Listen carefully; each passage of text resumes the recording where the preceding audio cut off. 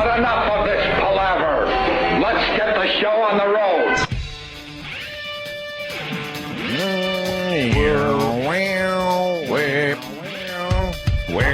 I'm just fucking off in the hallways. I didn't know we were starting. Yeah, and all of a sudden, bam! Holy crap, I mistimed that thing. It's showtime. I'm having a little chit-chat with Jim Norton in the hall. I think we had By a the little water cooler? I think we had a little water cooler Did you talk. have water cooler talk? We're like, Was it fun? well, I was going to the bathroom. He was coming out of it, which Of course. sucks. Was he wiping his mouth? I'm right here, Ed. we kind of like being in the bathroom at the same time. And he goes, "Hey, I was just thinking about you." And I go, "Why?" I was cocking his hand. I'm like, thanks. I was. It was as I walked out. I was like, it's like Opie goes away all the way. Wait, what if he went away? I just don't know why I was thinking that. Like, Yeah. your mind just rambles a little bit. It's not that I go away. I don't like living in New York City. But you live here. It's very convenient for what we do. And I make the best of it, but I hate living in New York City. It's a fact. I mean, people... During the week, it's the grind of working and everything like that. But the weekends, you want to get the fuck out of New York. New York City's not a fun place to be on the weekends. It really... And yeah, it's one of these, well, I think most cities are like this. Everyone wants to get out and go do stuff. Yeah, because other people are coming in. Right. Suburbia is coming in to party at some of the places, and you're just like, get me the fuck out of here. No, and I mean, I live in a building. I live way up in the sky. I've been there 2 years. Sounds magic. I know, it does, right? It sounds magical. Magical. You live in the clouds, man. You live in Cloud City. And I've been there 2 years. I don't know a soul. I nod to people. I try to like start conversations just a little bit because you don't know. You might have something in common with somebody. Hey, it's going to be 68 today. What do you think? Right. Well, I mean, you have Hit what? down, please. Hit lobby and shut up. Yeah. You have what? Like 2 neighbors, 3 neighbors in your, you know. In my general That's what I'm saying. diameter of my little direct neighbors, yeah. Well, I don't know. I don't. I have at least 200 apartments to choose from. Yeah. So you would think if you met somebody that was cool, you know, you start a little relationship, and it's like, hey, 24th floor tonight, we're gonna watch the game or whatever. I'll be there. Right, but you can't get anything going with any of these people. They suck.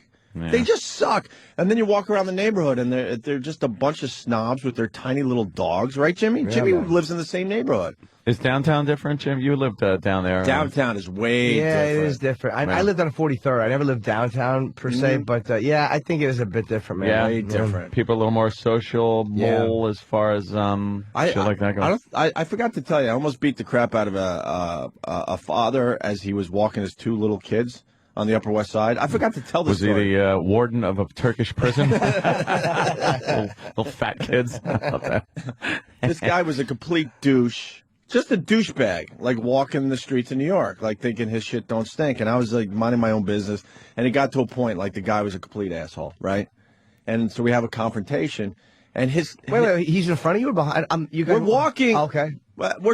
He wouldn't move out of the way on a sidewalk where I'm pretty much stepping in dog shit and puddles and like one of these off into the gutter. Yeah, one of these assholes that's like, you know, I'm the most important person on the sidewalk. There was a little more to it, but so you get sidewalk rage. Yeah, well, he starts making beep noises, cutting people off. It's a normal thing though, Aaron. If you live in the city, it's this weird thing with the sidewalks. Like people are fighting for their space, and just move out of the way. Who gives a shit? We'll all get to where we want to be. Yep. So the guy, we have a little confrontation, and his he yells to me, "Oh, why don't you just go back to Jersey?" I'm like, what are you talking about? First of all, I'm not from Jersey.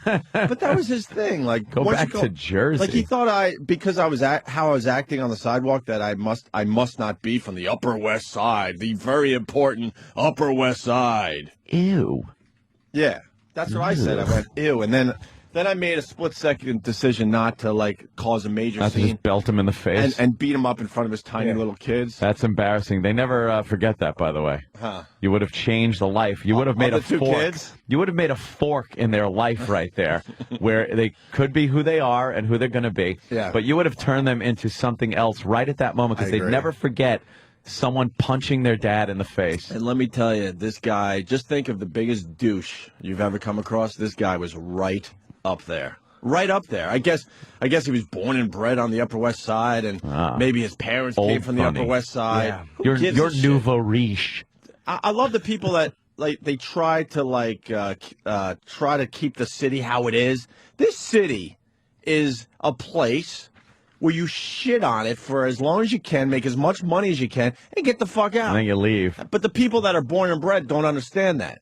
You know, when they see like an old building get knocked down so they could build a nice modern building, they're out there with their signs and their bullhorns. This is a landmark. That's what they fight for every landmark. Mm-hmm. And if you drive around this place, it's a place to make as much money as possible. That's what New York City is. Yeah. And then you hopefully leave with some good cash. Because it costs you an arm and a leg to live here. So you once you make the money, you get the fuck out. Yeah, either you go back to the country you came from or whatever. You move to a nice suburb. Place where you could get a castle for relatively low money. Yeah. But these guys are out there and they think New York is this special place that we should protect and all that. No. No. We lost that a long time ago when we told the Dutch to beat it. This is our place now. Beat it, scram, Dutchman. New Amsterdam. You know, I don't know anybody in my building except for my direct neighbor. Mm-hmm.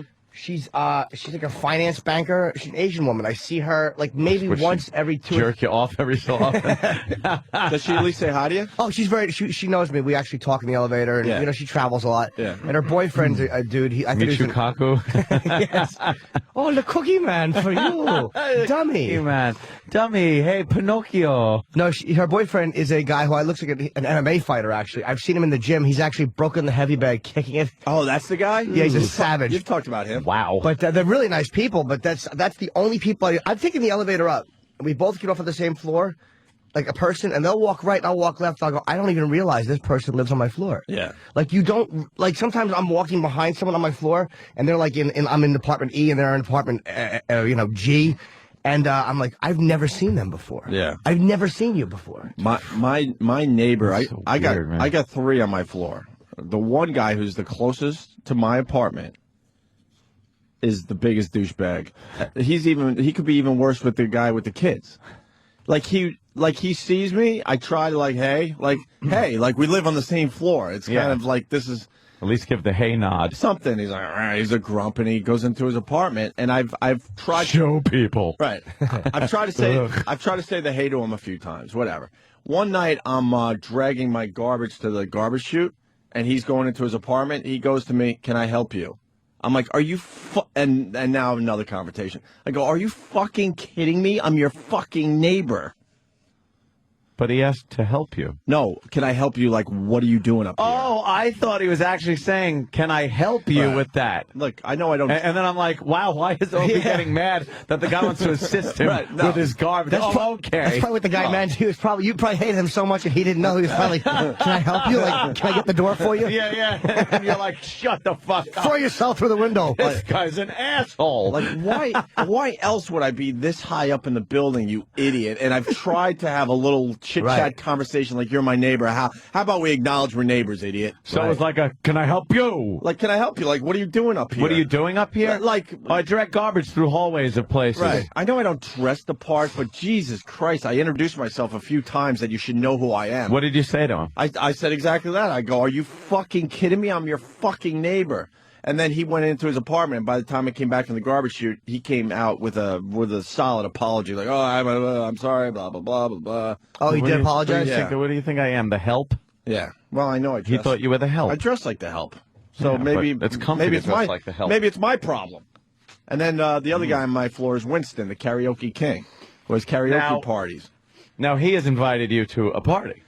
Well, you crashed his party? Yeah, well, it was New Year's. Jimmy came over for New Year's. And after Jimmy left, the girls decided to go wander and knock on Winston's door because we see his disco ball from our bedroom. and it's like a light show in there. If you lean way over, you can see into his not his bedroom, it's his living room area. And there's a huge disco ball and the music just pumping and the lights go with the music, that type of thing.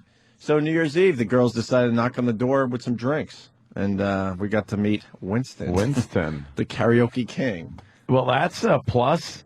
He's no more contact with him since then, though. Every time we see him, we yell Winston. did like we did New Year's, but I don't He's know. like, oh, shut up. Who are these people? But I was drunk. well, New Year's, we went in there, and then he had all his Asian friends, and they were singing karaoke. Yeah, well, yeah. And they were singing it like all the YouTube videos, by the way, that we've all seen that we got to make believe we've never acknowledged. Yeah.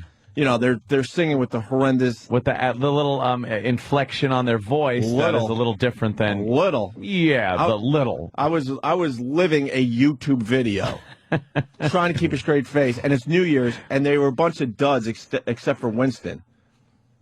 Not sure about Winston. Yeah. But Winston had a, he's got a girl. You mean, not quite but I'm not sure about Winston. But he has a girl. So... and they're just sitting on the couch, barely socializing with anybody, waiting for their turn. Yeah, waiting for their turn to do karaoke, video karaoke. Is that the only other apartment in that building you've been in? Like as far as being invited in? Well, then there's the girl from Chicago who's pretty cool, a couple floors down. I've been in hers to check out what she did with her place when we were like remodeling. But she has a bunch of kids and stuff. But the guy seems cool too, though.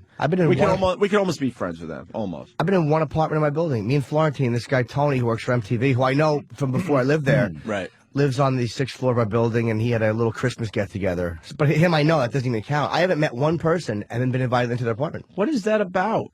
I'm not looking for like these lifetime friends, just some acquaintances where, hey, what's up? Yeah. What have you been up to or whatever. My guess is that a building like ours and mine and yours are probably more, they're not like buildings people live in their whole lives. Like there's not a neighborhood feeling to our building. It's just like a lot of people who probably moved into New York or you see the older buildings, people have been there 25 years. Right. It's probably more like this is my neighbor I know my whole life. Right. Yeah. But with us, it's like we're working and fucking, I actually don't want to know them either.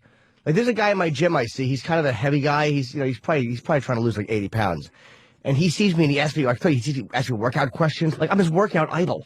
It's like, dude, do you see the shape I'm in? What are you asking me questions for? Idol. Hey, I'm his hero. He thinks I'm everything. No, you do, but without me, the fucking sun doesn't shine as far as this guy's concerned. That's really funny. Can't get enough of me. I see him the other day, and I always have my headphones on, and I see his lips moving. I'm like, why is he talking to me? Yeah. What is this for? And so I pull it off. I'm like, what's that? And he goes, you're getting stronger. Yeah. I'm like, what do you mean? I didn't say, I'm like, I just like grumble, acknowledge, like, I headphone back on. Don't talk to me. My goal is to get strong enough to beat the shit out of you when you talk to me. Yeah, exactly. Really what I want to do with this. That's why I'm here. To punch you in the left side of your chest. Do you get along with like the help in your building? Like yes. I'm friends with all the help. Yes. I mean, I just call them the help, but I'm friends with all them. Like the doormen, the guys at the front desk, the maintenance guys, the garbage guys. I will talk my ass off with every single one of them. Yeah. And I feel more comfortable talking to those guys, to be honest with you. Well, they're probably happy because a lot of celebrities probably don't talk to them. If you're talking to them, a lot of the celebrities are rude. How about this? No one talks to these guys because they're way below these people. And I talk to them all the time, man. There's a lot of celebrities in the building. At least where I live, my neighbor, and I put up a bunch of trees and shit and a fence and everything like that because I got the pool. My neighbor to, one side of me, decided he also was going to plant some trees in between the trees I planted. Oh, that means he hates So I'm just like, you know what, though? When I saw them doing that, I was like, good. I go, thank God. He's of the same mindset I am. Block it off like they're not even there. Is he the one that tried? No. Oh, okay. One that tried, I haven't heard from in years. Yeah, no. Now I got another guy. They moved in maybe a year ago, and they haven't tried at all. Not an attempt. Older than you, younger, family. What's the deal? Younger, guy and a girl, couple of kids. They have a grandmother or a nanny or something that takes care of the kids. She takes them outside for play and every so often. But for the most part, I don't think I've seen the guy or her or the wife. For that matter, I see the car pull up. They have nice cars, and then that's the only time I see them. Not a nod, not a little wave, not a hey neighbor, how you doing? The last interaction with any of them was when one of the kids threw the basketball over because they put the basketball hoop right by my trees and fence by the pool, so it popped over the fence, and Danny just like threw it back at him. Yeah, but that's stupid. You're stupid. Why? No offense. What should I do? You should take one of those sick army knives you got and just pop basketballs. Pop it and kick it back over. Kick it back, and you know what? They'll move that basketball hoop within a month. Or how about you shoot it as it's coming over? Pull. You pop a few baskbasketballs and go, I don't know what happened. I got a lot of sharp objects on the side of the sharp fence. rock. It hit a sharp bush. You'll hear you'll hear them digging up that freaking. Actually, the best. Wow, I just dated myself. Sorry. No, it's on one of those rollers. Yeah. I stopped myself. See, I'm old school. When we got a basketball hoop, it was an all-day thing where you dig the little hole and you freaking put the cement in and you get the pole just right. Yep. Yeah. Not no more, right? No, now they just roll it out on some wheels, and the base has some shit in it, and water or cement or something, and you're right there. So they could roll it anywhere, and there's plenty of places in their driveway. I've seen it. Know what you should do? You should just have a recording. Somehow, like I don't know, like the basketball goes over and it starts the recording, and the little kid just hears, "Jesus Christ, not again!" I can't believe it. And my gates are locked, so they can't even like pop in to get in there. Yeah, get their basketball. That was always scary as a kid. Yeah. When you lost a basketball or a baseball in someone else's yard, it's like, all right, in the crazy neighbor's yard. You just didn't know like what you were gonna get on the other side, especially if you were visiting someone else's house. Yeah, it could be giant dogs. Maybe they knew, but you didn't know, and you're like, all right, I'll go get it. And all of a sudden, I don't know, it got cloudy when you went over the fence, and it got a little colder, creepy. The colors faded a little bit. I don't know. Where is it? We're in someone else's yard. We're not supposed to be here. Where's the ball? Find it. And every once in a while, it's way up near the doors and stuff. And you're like, oh my god! As a little kid, that was everything. Hey, you kids! Right. What are you doing in my yard? Nasty. We used to throw rocks at one of my friend's neighbors. Throw rocks at? That's what kids do to the neighborhood weirdo. Well, supposedly we thought, in our wisdom, we were 11, that she was a witch. Yeah, you'll come up with little stories like that about the neighbors. And she would be out there raking leaves, and we would throw rocks at her because that was the thing to do. It made sense at the time. Throw rocks at the witch, of course. Then fast forward, and my mom said maybe it's not good to hang out with this kid, and I think she was right because I think he ended up going to jail years later for some horrendous thing. I had some weird friends, man. When I was a kid, one of them came over the house, and he started talking about how he would go to another friend's house, and how the friend's sister would take her clothes off. Oh, I used to love those and stories. Shit. Yeah. And I was like, wow, really? And I wasn't even thinking about it. I had no, interest in that or anything. He goes, yeah, she would take her clothes off and stuff. And then he was like, hey, where's your sister? Yeah. And I'm like, I don't know. She's playing somewhere. Oh, call her down here. Oh, Dawn, come down here. And then the kid actually was trying to get her clothes off, and my mom heard from upstairs. And she's like, get up here, you, go home. And she was like, I never want to see that motherfucker in this house again. Wow, how old was he? He was probably 7. Oh my god! Yeah, it was that young. It was one of those things where I was just like, when you were yeah. I think me and Jimmy had bumped into each other back then. Who threw the kid out? My mom. Oh wow, man! Because she heard the basement door was open, and she heard the conversation, and then when he asked to let Dawn come downstairs, my mom was like, "All right, that's fucking it. You out." She goes, "Get out." And she goes, "I never want to see that guy in this house again. I don't want you to hang out." I'm like, "What? I don't understand." Huh? It's very inappropriate. That's 7. Yeah, 7. God damn. What a pervert. That guy's probably fucking in prison for rape and pedophilia and fucking murder. You remember weird scoldings, though? I used to hang out with this kid named John. I think his name was John. Jacob Jingleheimer Schmidt? That is exactly it, but he changed it to Ball Sniffer. Oh, okay. But I remember I was at his house, and he had a sister, and his sister was trying to sit on the beanbag chair, and I wanted to sit on it, and I wouldn't let her sit on it. And I remember the mother coming and going, let her sit on that chair. And just scolding me. It's weird that I remember that. And I was a little. Wait, the kid was probably 4, and I might have been 30. I don't know why. No, we were probably both about 5 years old, 6 or maybe 10 years old. It's these weird little moments you remember that just always stood out to me. Getting scolded. And that because it's probably very inappropriate. But she wasn't mean about it. Yeah. Yeah. So let her sit there. Yeah. Great. It's nothing better for a parent, I think, than yelling at other people's kids. It's so easy. Yeah. Hey, asshole, get the fuck out of here. Well, you can't do that anymore. No. You used to have many, many parents. Remember that? You would go over someone's house yeah. and also get like yelled and screamed at by, who are you? You're not my Yeah, they'd mom actually or yell dad. at you, and Some would hit because it was the era of hitting. Yeah. Some would discipline you with a nice beating. I'm like, what the fuck? Fucking punch to the stomach. I left my Doubled house to get over. away from this shit. What are you Have doing? you arrested? Right. Let's say hi to Bill in Arizona. Bill? Oh, Bill. Hey, Bill. When I was a kid, we had this neighbor named Crazy Bill. He, yard looked like a junkyard and crap. We used to lose balls and stuff. And we were always told, just leave them. We'll buy you a new one, stuff like that. Well, come to find out, like 10 years ago, he ended up stabbing a neighbor to death in his front yard. That's Why? Over what? Nice neighbor. Rumor was something about stealing rabbits. Oh, Jesus. Was it mice and men? Street rabbits. Rabbits. Yeah, what the fuck is that about? Mice and men. This George guy was shot him by a weird. lake. Have a good day, guys. All right, man. Thank you. Wow, I didn't even know we were going to talk about neighbors, but whatever. Oh, yeah, so that's why I leave New York City as much as I can. Crazy neighbors. No, but I was down in Philly for Karen Buck's surprise birthday party. Yeah, huh? We worked with her at YSP. Yes, we did. Saw a lot of the YSP gang from the old days. Oh, yeah? All the people that got fired that made the place what it was. What do they do now? Because it's kind of hard to A get lot of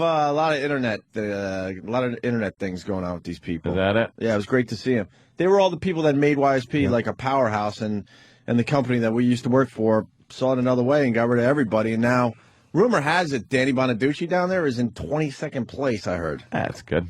Really? 22nd place. That's what I heard. I want to look it up today. That's wonderful. Because, our bosses said, oh, well, we're going to go with Danny. It's their decision. Yeah. When we were trying to get back in the Philly market. We're Thanks going for nothing. They're going to try Danny. We'll see what happens with that, and then we'll get back to you. Yeah. So, and we have, we like Danny. Yeah, it's not about him. It isn't about him. Great success. Great success.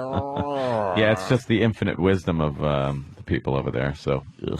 You know what? I woke up Saturday. I was telling you, and I'm like, man, Aunt and I just live completely different lives. Oh, yeah, yeah. I was in bed Friday. I'm setting this up. I was in bed Friday. Maybe I might have made it to like 12:30. Mm-hmm.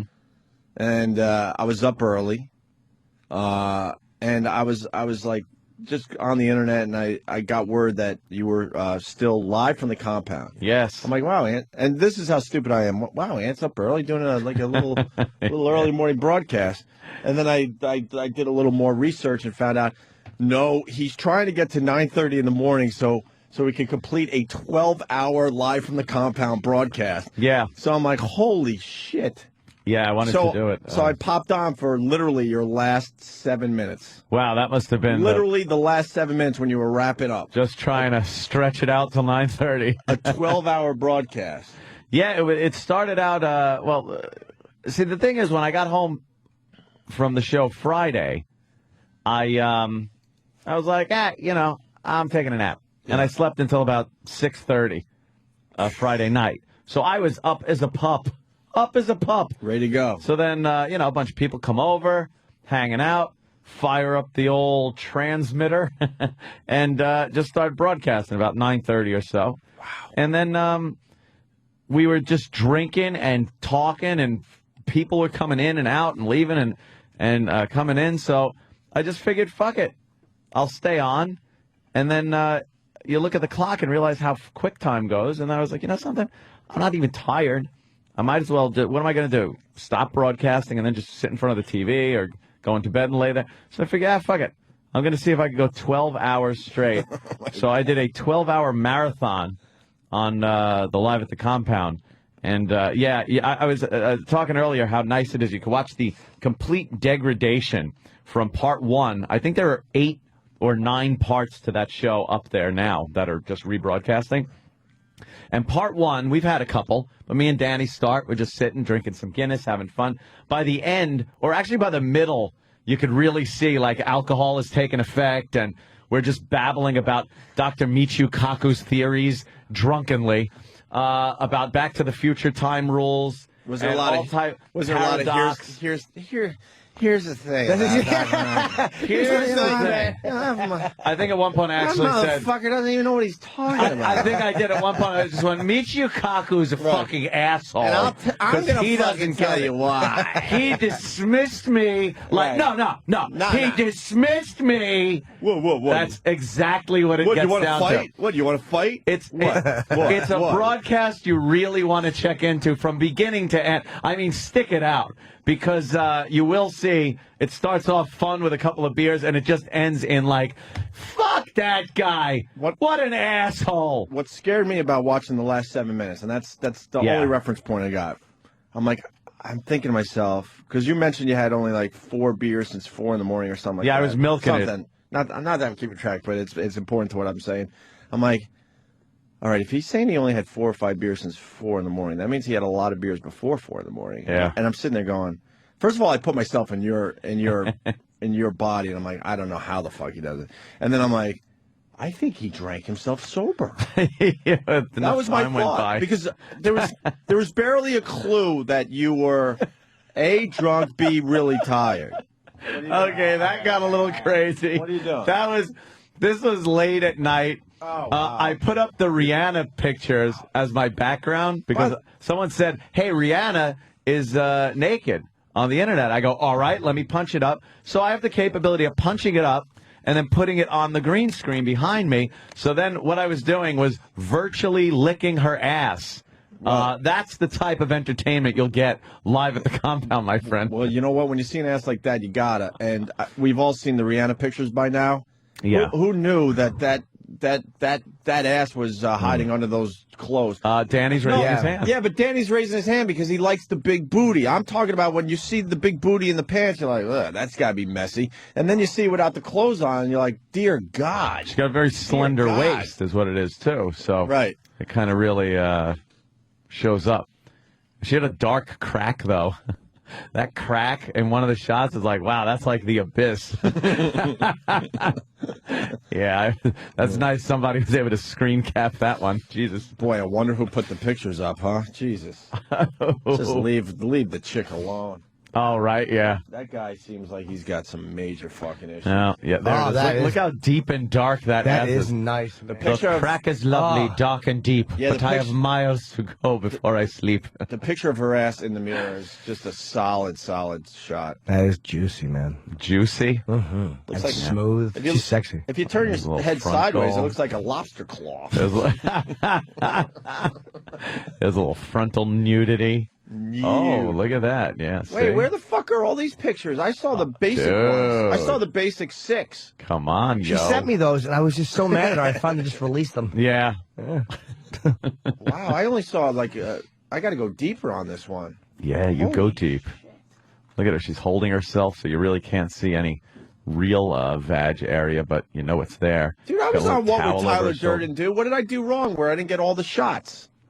WWTDD.com. I know when you see a headline that says, gee, I wonder who leaked these, and then it's obviously Rihanna, you actually should spend some time reading the actual text that follows underneath. Who the fuck reads when you see pictures like this? That's what I'm saying, because it does say, blah, blah, blah, pictures of Rihanna in various stages of undress, and then in parentheses, including the one full frontal naked money shot here, with a nice link. Ah, see, so it's a link. Shot. It ain't a thumbnail. See, I got to start reading again. Yeah, because reading is I saw the pictures. Though. I'm like, okay, I know what to do here. And you just start clicking away. Yeah. I didn't know you had to read to get more. Yeah, read a little bit. Well, I'm going to spend time on that a little later this morning. Then I got, I went to bed pretty much at noon on Saturday. Wait. But some saying you turned on the Jägermeister machine around 1 a.m.? I think before that. Was it before that? Yeah. Before that, the Jaeger started. It was only a couple of shots. We had to get the thing working and make sure that they were icy cold. So it's up and running? Because the first couple were warm. Yeah. So we got some ice cold Jaeger shots, some Guinness, switched to Bud Light, and then hung out. I wound up going to sleep at about noon on Saturday, and I did not wake up until 11:30 Saturday night, at which time I checked my messages, and little Jimmy Norton had texted me, and I felt very bad because it was about 8 o'clock, 8:30 or so, saying, you're still having people over. And I had said on Friday night / Saturday morning that I really wanted Jimmy to come in, and it would be fun to have him on the show. And I was thinking of actually getting a Craigslist chick just to come down Nice. and just have a little fun on cam. Nice. You know? You think, Hey, sit here naked and just fucking, do what we tell you to do. Nice. Why not? And then pay her right on the camera for right the on authorities. cam. We you know. just fucking fork over some Make it real dollars easy for the authorities. and have video of a prostitution exchange happening. Not at all. That's an acting gig. It's different. It is an acting gig. There aren't any sexual favors I like going how on. Jimmy thinks. There wouldn't be that going on, but it would be, here you are. You let Anthony's Robert Frost reference go. Thank you, Mark from New Hampshire. Is that what that was? I what? figured you got it from somewhere. And let me just burst your bubble thinking I'm smart. I got that from a movie called Telephone with Charles Bronson. So I have no idea that it was Robert Frost. I just remember it. What was it? Telephone. I don't understand the... The woods are dark, lovely, dark and deep. Right. But I have promises to keep and miles to go before I sleep. And that was Robert Frost. But in the movie, there was this guy, and it was almost like the Manchurian Candidate. They had these plants all over the place, these people all over, that if you said that to them, they would go, miles to go before I sleep, hang the phone up, and assassinate somebody. Then they would just be the guy that works at the garage, a grandmother, and they'd know where to go to dig up a gun. And then they'd go to the person they want to kill and just shoot him. That sounds like a great movie. Yeah, it's like Manchurian Candidate kind of thing. I'm sure Robert Frost is thrilled that that's how his work is being interpreted. I don't think he years gives a shit. later. Yeah, right. It goes to a movie. It's like, great, thanks. This is not what I had in mind when I sat down with my pen and paper. Penned this. My quill. And ink. Yeah, when did he live? I don't even know. I don't know when Robert Frost was alive. He was a dumb, no idea he could still be alive. I don't know. He was a dumb poet. Stupid poetry. Didn't even know it. Never made. Oh, Jimmy. I'll read a fine novel every once in a while. That poetry shit though. Yeah.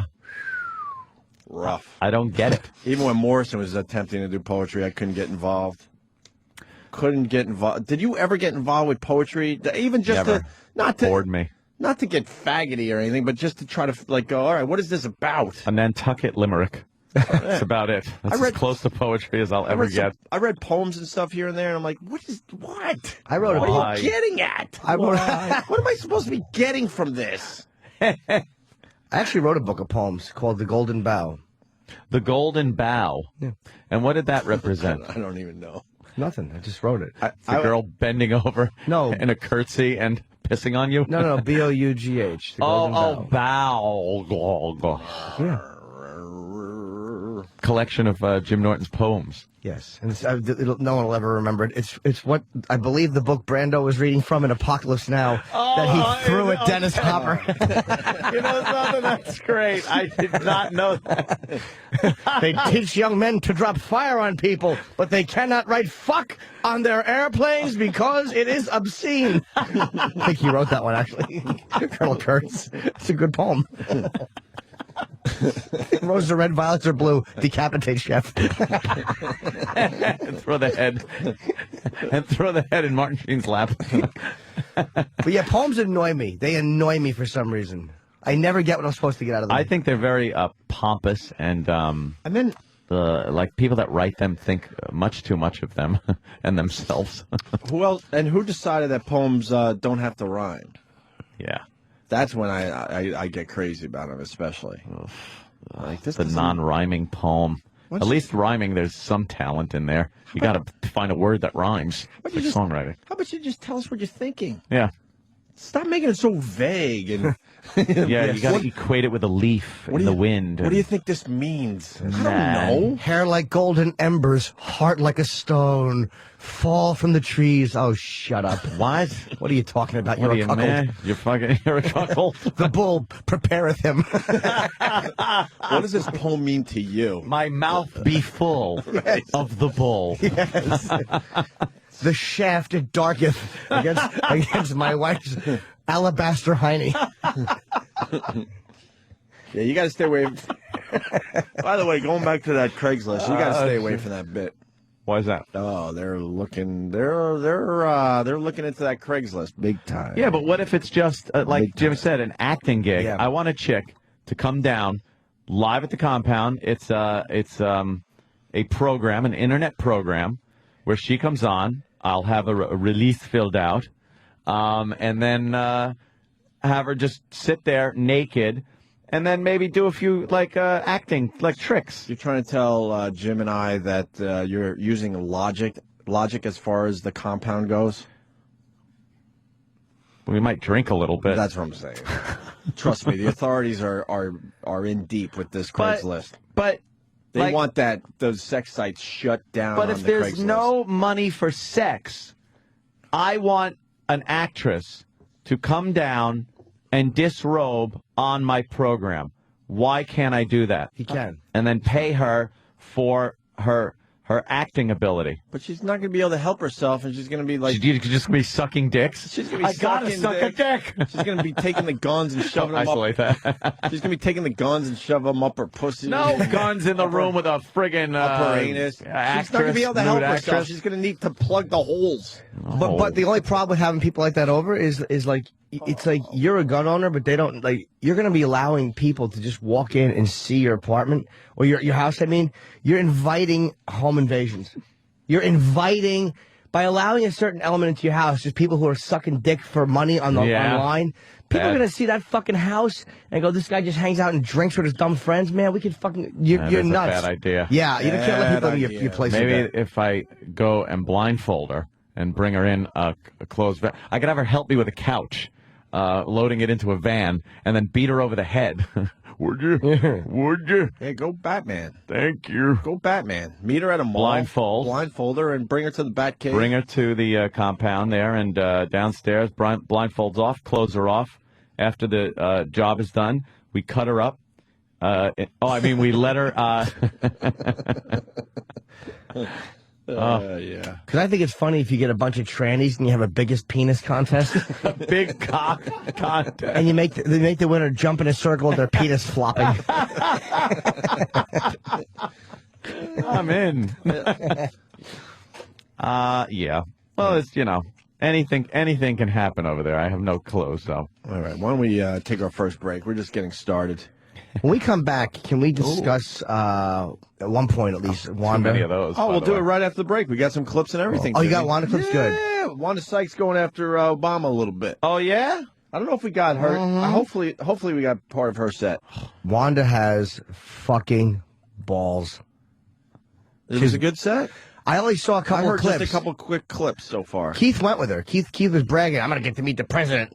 Did he? He probably did. I haven't talked to him. Keith Robinson? He went with Wanda, and she said some fucking rough... Not about Obama. She loves Obama. But she blasted Rush Limbaugh, but she pulled some... I couldn't fucking believe the material she did. Wow. She's a funny lady. But there's Mike Lubica wrote a great... lady. A brilliant actual article today in the Daily News. All right, we'll get into it after the break, definitely. We do a thing called Backstage with O&A, and on Friday, Danny, you attempted a joke on, I don't even remember anymore, Star Trek or something? Oh, no. Oh, yeah. I was just rolling with it, and it didn't work out for me so well. Is that when you jumped up and banged into the wall? He couldn't get it out fast enough. Yeah. I love it. Yeah, it didn't, I don't know, maybe we weren't listening, something was going on, and it failed miserably. So Sam caught up with Danny in the hallways and came up with this. And now, Backstage with O&A. Here is Primetime Sam Roberts. I'm Primetime Sam Roberts, and some bad news came to O&A producer Danny, as recently on the show, he let out a joke that was so bad, it stopped the program in its tracks. I have to go to sickbay to see Bones. I guess he saw Bones and then went to sick bay. Boo again. No, the best part of that was Danny's "Get out of my way, Jem coming." He jumped up and crashed in like, folks, where do you get a load of this? We found Danny to try to get to the bottom of what exactly went wrong. Excuse me, Danny. People are telling me you're very, very upset about what happened in the studio. What happened? Danny, can you hear me? I'm falling for your shit. Danny was mum's the word about his bomb, but Opie and Anthony engineer Mars was standing by giggling, so we went to him for the scoop. Mars, what do you think happened? I think he bombed. Why is Mars taking pride in something so negative? He gets upset because he fucks up so much, so when he sees somebody else fuck up, all the pressure's alleviated off of him and projected onto the next guy. Is this what it is, Mars? Is it because you're so bad at everything? Actually, I'm very good at everything that I do, but it's lovely to see. Did you see Mars break the studio earlier today where the crown molding fell off? Mars, you did break the door. Mars, where are you going? While Danny and Mars continued to argue about the door, we went out and asked some of the other O&A staff members exactly how they felt about Danny bombing. Hey, Travis, why do you think Danny's so upset about that bomb? He won't talk to me. Probably because it was a terrible, terrible bomb. Is this why when you tell jokes, you don't tell them on the air? That's correct. I keep them to myself. Excuse me, Steve. Yes. Danny just made a terrible bomb in the studio, and now he's very upset and won't talk to me. What do you think's wrong? It's unfortunate. You wanna. Why are you smiling, Steve? I love when I'm not the one getting picked on. That's really it. You're gay. Thank you. Cheer up, Danny. No matter how bad your joke was, at least you're not Steve C. I'm Primetime Sam Roberts, and this has been Backstage with O&A. Opie and Anthony, little Jimmy Norton, and you listening, thank you. I don't even know if I told you, because we haven't talked since Friday, Ant. What's that game? I was leaving the building Friday, and I ran into Scott Greenstein, one of the big wigs here at Sirius XM. And he obviously had something important to tell me, because he was on a cell phone call, and he went, hold on a minute. And then he put his phone down, covered it up, so that person wouldn't hear. Right. And said, I want to let you know that the listening is way up for you guys. Nice. Way up. Either that's what I like to hear. Online listening, and I'm not sure if listening in general. Definitely online listening, because I guess they could. Went online. I guess they could keep track of that pretty accurately. Yep.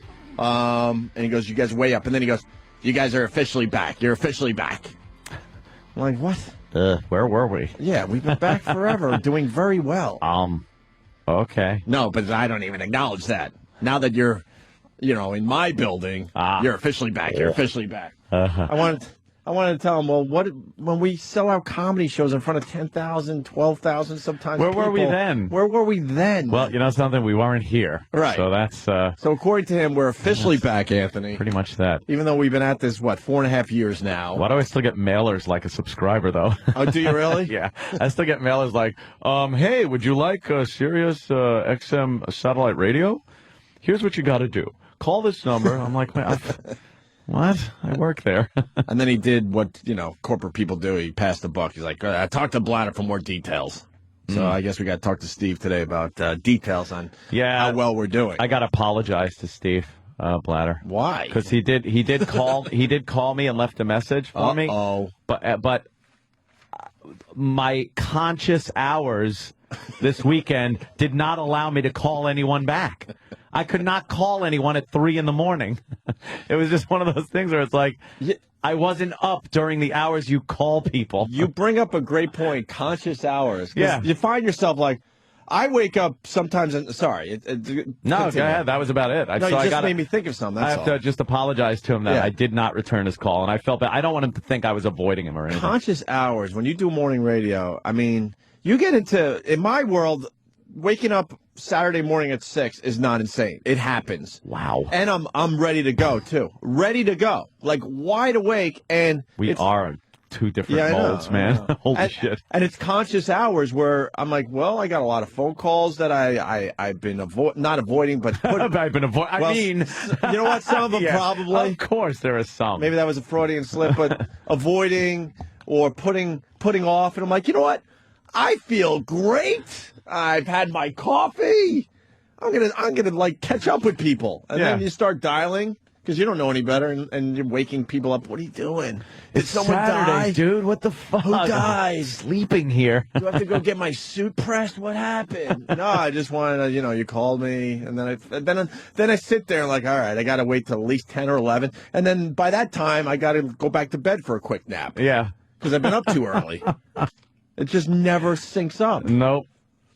It really is a pain in the ass, just the getting up thing, and just communicating with real people, with people that don't do morning radio. Right. Oof. It is tough because I get a lot of shit from my family, especially things like that. It's like, what, Oh, what? You didn't return this call or that one. It's like, I'd love to. Are you up at 2:30 in the morning? Because I'll ring you. Oh, so it's not me. No, it's everybody. If you're not even calling your family back, that's a good sign. Believe me, I got more messages from Sal. Where's my cooler? I need the cooler over the house. I dropped it off there for your party last summer. I need my cooler. Call me, Anthony. Why does he need a cooler? I don't know. Dead hooker. I have no idea.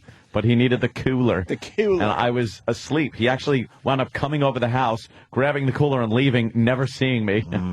I was up in the bedroom sleeping. We're kind of stalling because we're getting the Wanda Sykes clips, which is fine. Wanda Sykes. And we got President Obama, the Correspondents' Dinner, where, the president gets to be a comedian. Yeah, the president gets to do a few minutes as a comic. Why can't comics get to be the president for a day? Yeah, let Jimmy be president Jimmy, for a would day. you like to be president for the day? I would like that a lot. I got the coolest thing. I would make 3-day weekends. Yeah. But it would be Saturday, Monday, and Wednesday. Yeah, you would fuck up the 3-day week for everybody. They can make me president, but they just don't have enough ships. Oh, Anthony. do not give yourself a bell. I didn't say anything.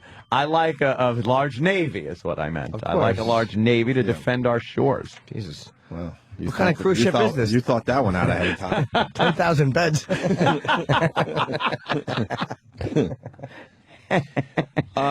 Number one movie at the box office. We all. Let me guess. McConaughey. Yeah, Matthew McConaughey in that movie with the girl. Yes. Ex-girlfriends from fucking the past ghost thing. You don't want me to yell, "Give yourself a bail." Exactly. Neither do the listeners. By the way, the name of the McConaughey movie is I Gargle Cum. Well, number 5 was 17 Again. Now, I feel completely out of touch because I don't know what 17 Again is. Doesn't mean I need to go see the movie, but I think I at least should know what the movie's about. It's that old gag. They've done this a lot of times where somebody that's older gets to go back to their youth, high school, and change things. Use the knowledge they've amassed over their years to be the cool guy in school. And George Burns did it probably 20 years ago, and the movie was called 18 Again. 18 Again. And there was that Fred Savage and Judge Reinhold movie, Vice Versa. And then there are the other movies with Lindsay Lohan that remade the movie that Freaky Friday. Freaky Friday. Very good. Which was a remake. The original Freaky Friday was a remake? Yeah. I call it the original Freaky Friday. The original Freaky Friday was a remake. Had what's her name in it from Silence of the Lambs there? Jodie Foster? Yeah, Jodie Foster was in it when she was a kid. There's a Dudley Moore. A Dudley Moore one. Like Father, Like Son. This fucking movie has been done so many times. And the whole gist of it is you know what you know now, but you're back in school. That's like the thing. Oh, if I only knew what... And you go around thinking, No, I wouldn't like that. I'd still be a fuck up. I'd still just be, What was like Father, Like Son about? That was Judge Reinhold, right? Hopefully that was... wasn't it Kirk Cameron. And Dudley Moore? And Dudley Moore. What happens? Oh, no. Kirk Cameron has a lump in his shoe and putting in his hat? It's very tragic what happened to Dudley Moore. I know. From head to toe, he got fucked He up. certainly did. Oh, but 4'3" of shit. Everything in between was fine. Yeah. His life went so bad. At the end of his life, I think he was living with like a fan. Really? Yeah, look it up. Like it got really weird for Dudley Moore at the end. Poor bastard. So who's in 17 Again? That's Zac Efron. Ugh. The girls love the Zac Efron, huh? Of course they do. All right. 4th place, Obsessed. What's Obsessed about? Obsessed. Any clue? I bet it's about an obsession. You know what Obsessed is sorry. about? No. As a matter of fact. No. I have no idea. Any help out there? It's called like Fatal Attraction, is what I'm getting Who's here. starring in it? I want to even... Attraction. Beyonce is in it. In the new Fatal Attraction? It's called Obsession. Obsession. I bet it's about a cunt and her attraction to shoes. No, I don't think that's it. Danny? Somebody who's wearing perfume. Obsessed. Ali Lauder, the girl from Heroes, is in it. All right. Yeah, Beyonce is in it. Jerry O'Connell is in it. Oh, that makes it good right there. Jerry O'Connell movies are always great. Are they? Oh. Name one. Name one, Jerry. I can't even name one of his movies. I get the O'Connell boys mixed up. Was he the one that was in Stand By Me? Wasn't one of them chubby Yes, as a he kid? was. And they have to talk about how he got his life. Stand By Me. That was the last good movie he made. He was 10. All right. Well, if you want to know the plot, it's a successful asset manager who has just received a huge promotion, is blissfully happy in his career and in his marriage, but sounds good. But a temp worker starts stalking him. All the things he's worked so hard for are placed in jeopardy. Yeah, Fatal Attraction. All right. Yep. Go rent Fatal Attraction. Yeah. Great movie. I like the other one better, though. The one where Rebecca De Mornay. Oh, Rebecca De Mornay.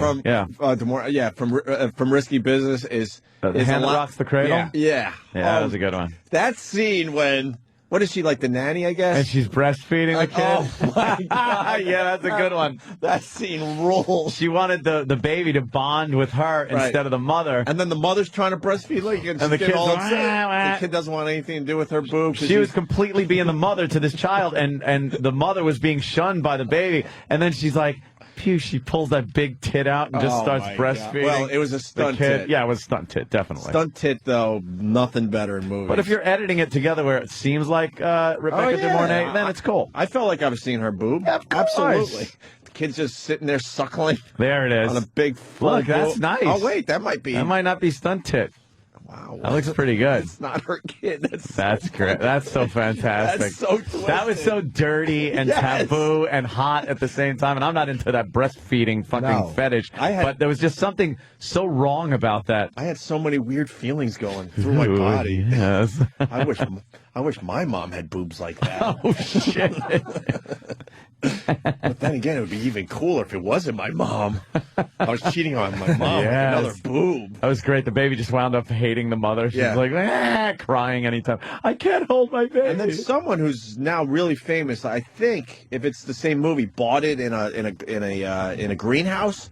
All the glass shattered. Oh, right. I forgot. Yeah. I haven't seen the movie in years. I Yeah. don't even know why it popped into our brains today, but he was thrown out a window and he hit it. It was Tony Rocky Horror.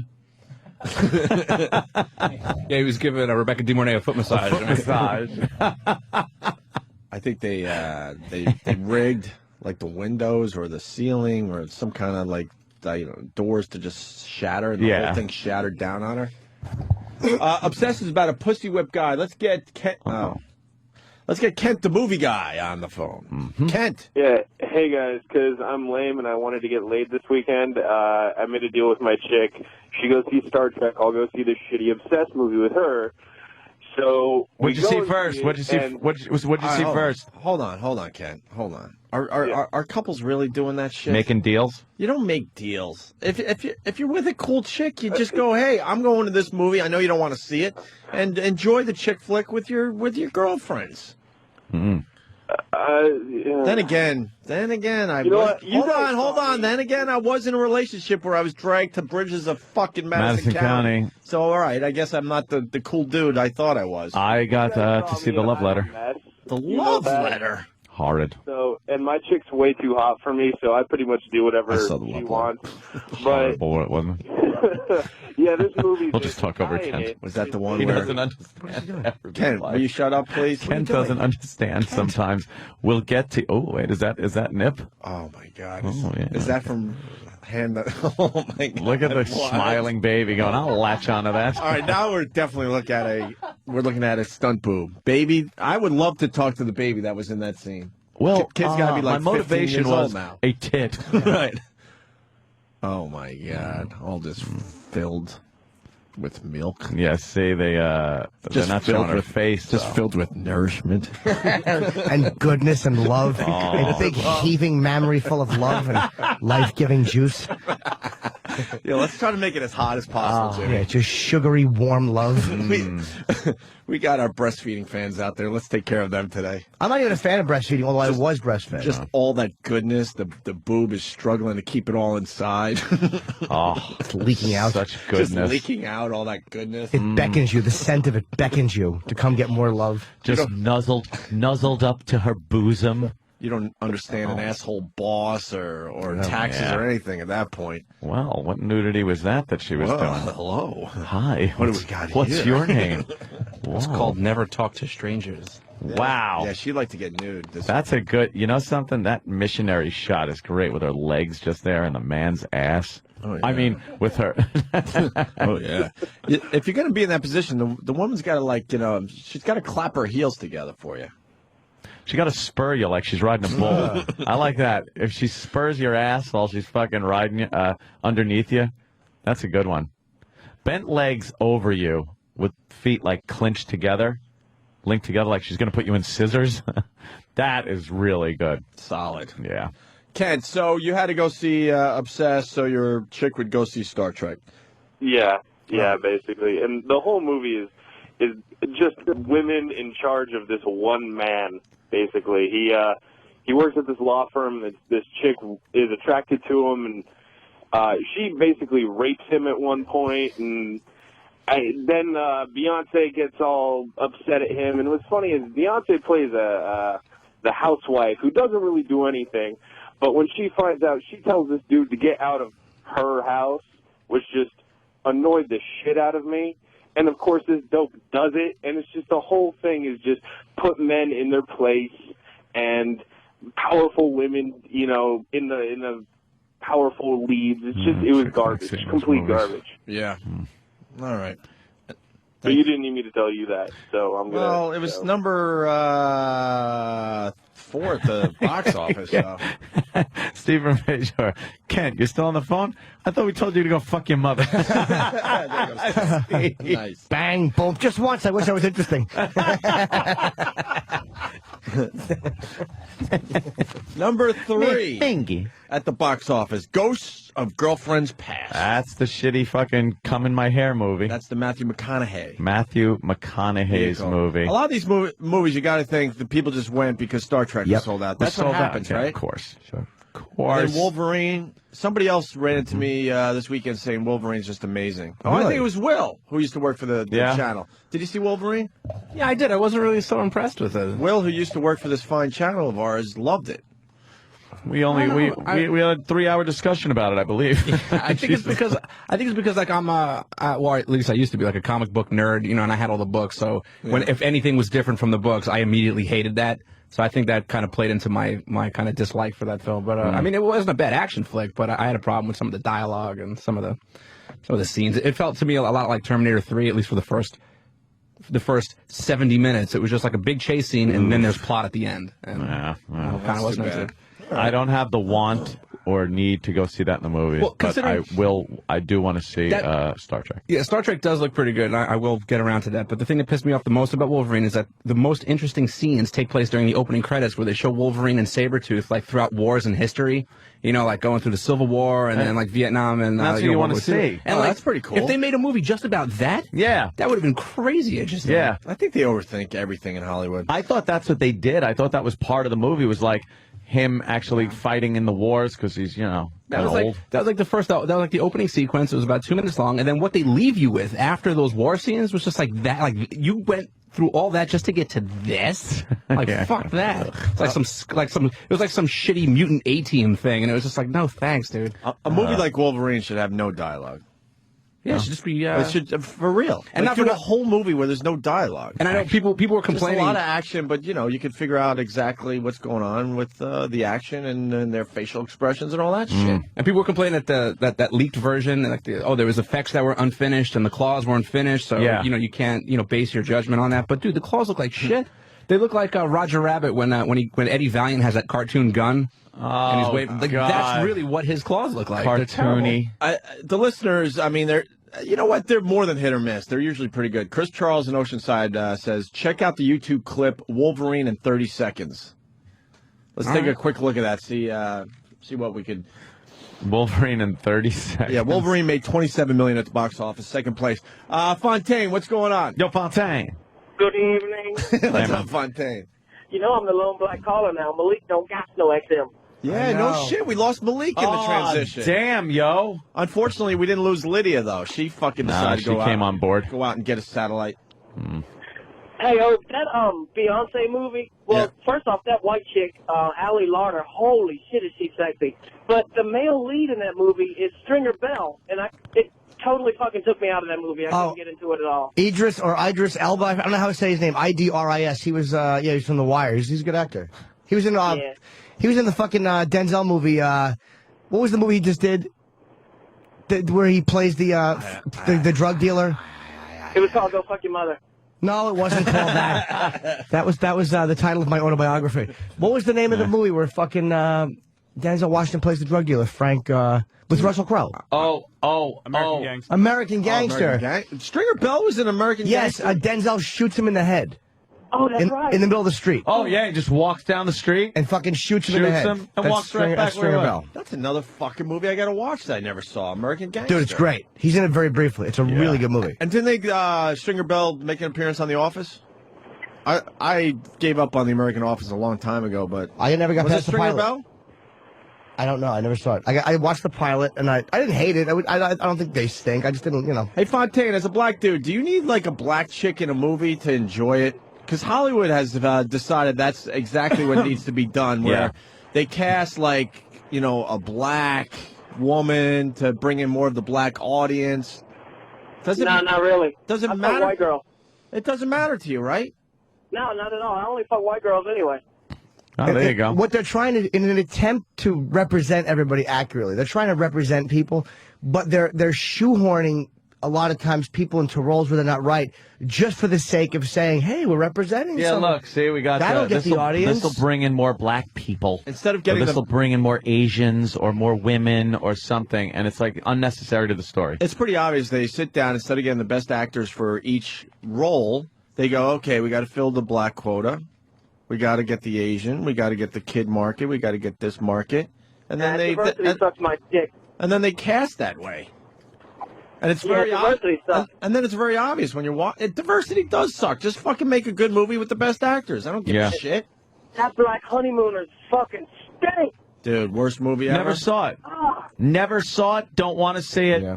Don't even care that it's out there. I wouldn't even audition for it. It's not even in my kaleidoscope, and I got some shit in there. Thank you, Fontaine. Hey, do we have the audio of Wanda yet? Well, after the break, I guess. That's fine. You Wanda. #1 movie at the box office, Star Trek. They said it was supposed to make $50 million. It made $72.5. Because they added in Thursday. Midnight, I mean. They came in at midnight, probably. That midnight. It's all about starting these movies on Thursday now. Well, everyone's doing it, though. Well, most blockbusters, anyway. That's a huge opener.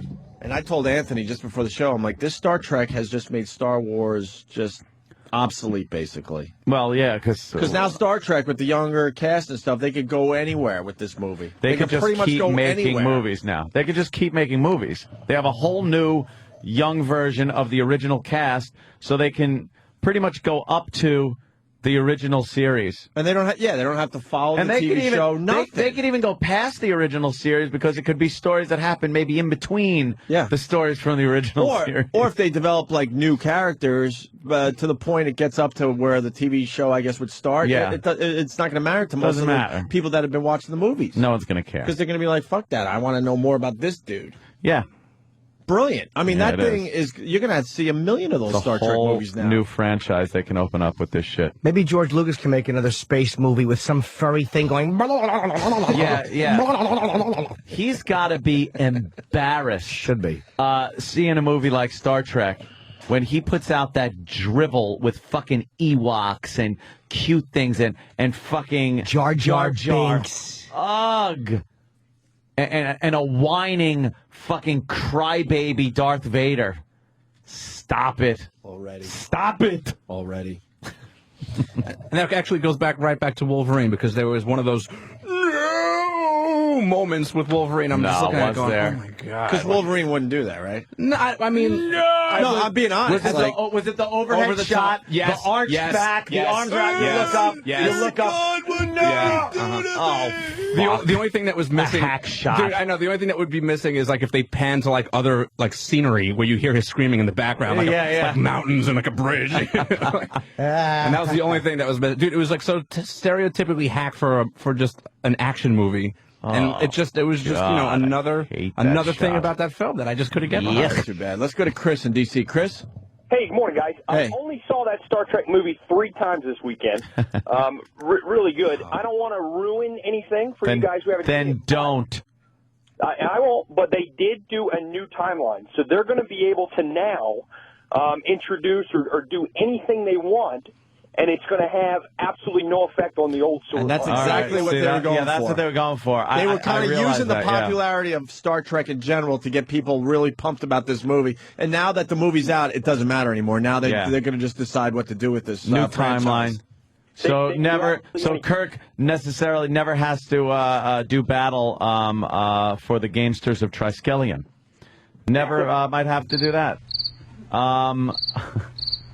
He never has to replace his essence with that of Sargon in the glowing ball, so that Sargon and the bad guy that was with Sargon and Sargon's girlfriend can build automated bodies of themselves. Okay, faggot, what's next?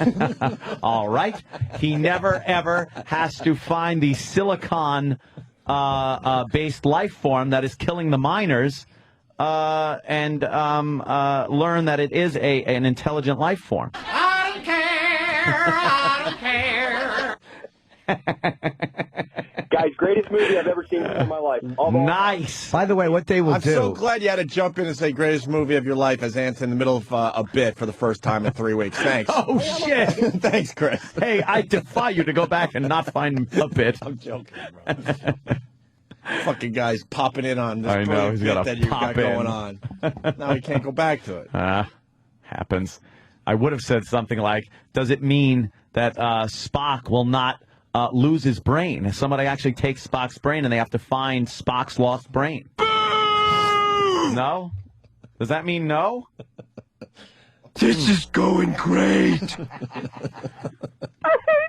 What about the, will they ever run into, because the timeline's different, and this was an important episode, will they ever run into the hiney-headed aliens that took Captain Christopher Pike, and Kirk broke all regulations by going back to the planet when he was told not to, because Spock wanted to help his friend Captain Christopher Pike?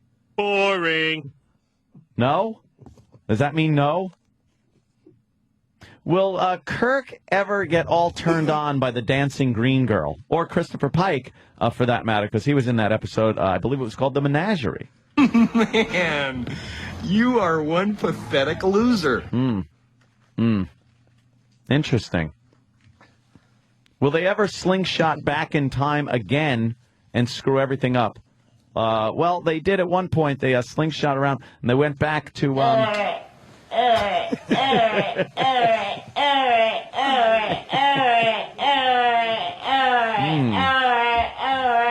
Yeah. Or maybe it's just me.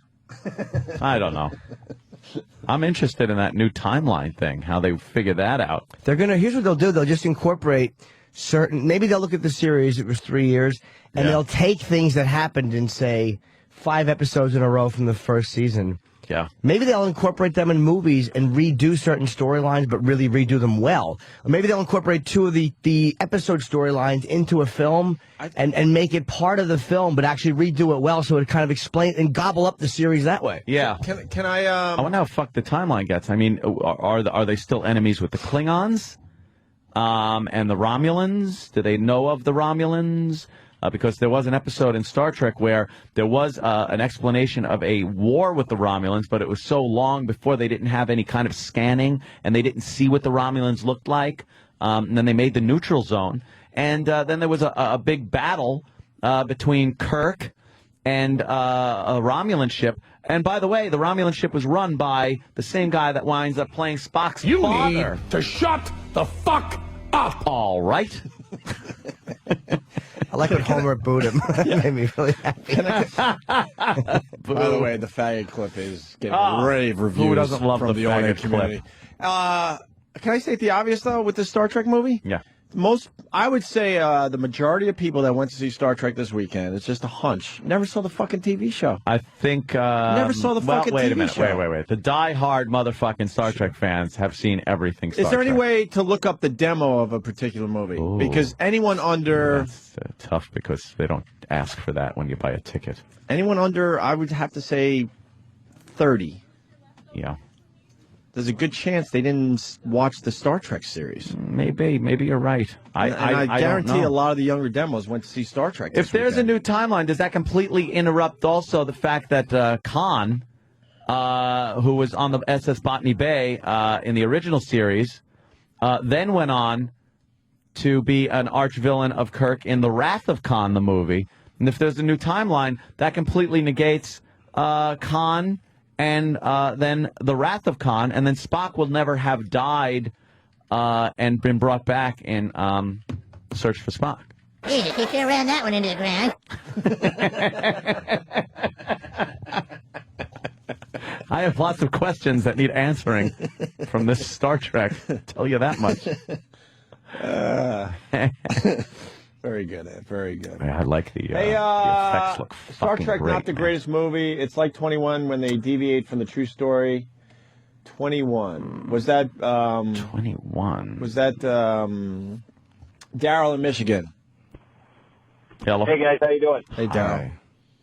No, I wasn't talking about Star Trek. I was more talking about Wolverine. But the whole thing is, I love the character development. And in 21, they kind of completely deviate from the fact that they, are trying to disguise themselves and not be known in Vegas. And they go and make it a chick flick and glamorize their trips to Vegas and all the fun. Okay, you're right. You're right. You know what? I saw that. That drove me crazy. What was the book called again? Because I read the book. Breaking Vegas. Breaking Vegas. Or Bustin' Vegas, right? Breaking. One of those. Breaking, busting, destroying, hurting, cracking. And why did they have to change the name for the movie? I forgot. There was a reason. 21 because another movie. I think that was another movie. Not 21. Buzz. No, they turned to 221. Yeah. There's a reason why they couldn't use the book title. First mistake. Was it called Breaking the Bank or? It was what the fuck? Was it Bustin' Vegas? I think it was Breaking Vegas. Or Breaking Vegas. I finally saw that because I loved the book. And I'm with you, bro. I was very disappointed in that movie. Yeah. Yeah, it was very frustrating to see him go, and they had him not dressing up or doing Bringing anything. down the house? Bringing down the Bringing house. down the house. That's why. And there was a movie called Bringing Down the House. Very good to that. Thank you, Fly Society. Ooh, Fly Society? Yes. The Fly Society? The Fly Society had that first. Thank you. Well, goddamn. Yeah, they turned into a chick flick, and these were MIT geeks that I don't even. Oh, they I don't know even what a if penis was used for. Yeah, I don't know if they've ever saw No. a vagina. No. Thank you, sir. Aimed at under 25. New Star Trek. Okay. See, no way did they watch the original, and someone under 25 won't even sit through the Star Trek series. They would look at it I as think it looks silly. Yeah, I would think they would Silly. do that. Let's say hi to Derek in Miami. Derek. Yo. Hey. Even worst scene from freaking Wolverine. He sets a helicopter on fire, walks away from it as the thing explodes behind him. And not even a twitch, right? He just keeps walking. And of course, instead of just lighting a match or having, because he smokes cigars. Wolverine, Yeah. so He flicks the cigar. Does he flick it? no, but he takes his claws and makes a spark on the gasoline.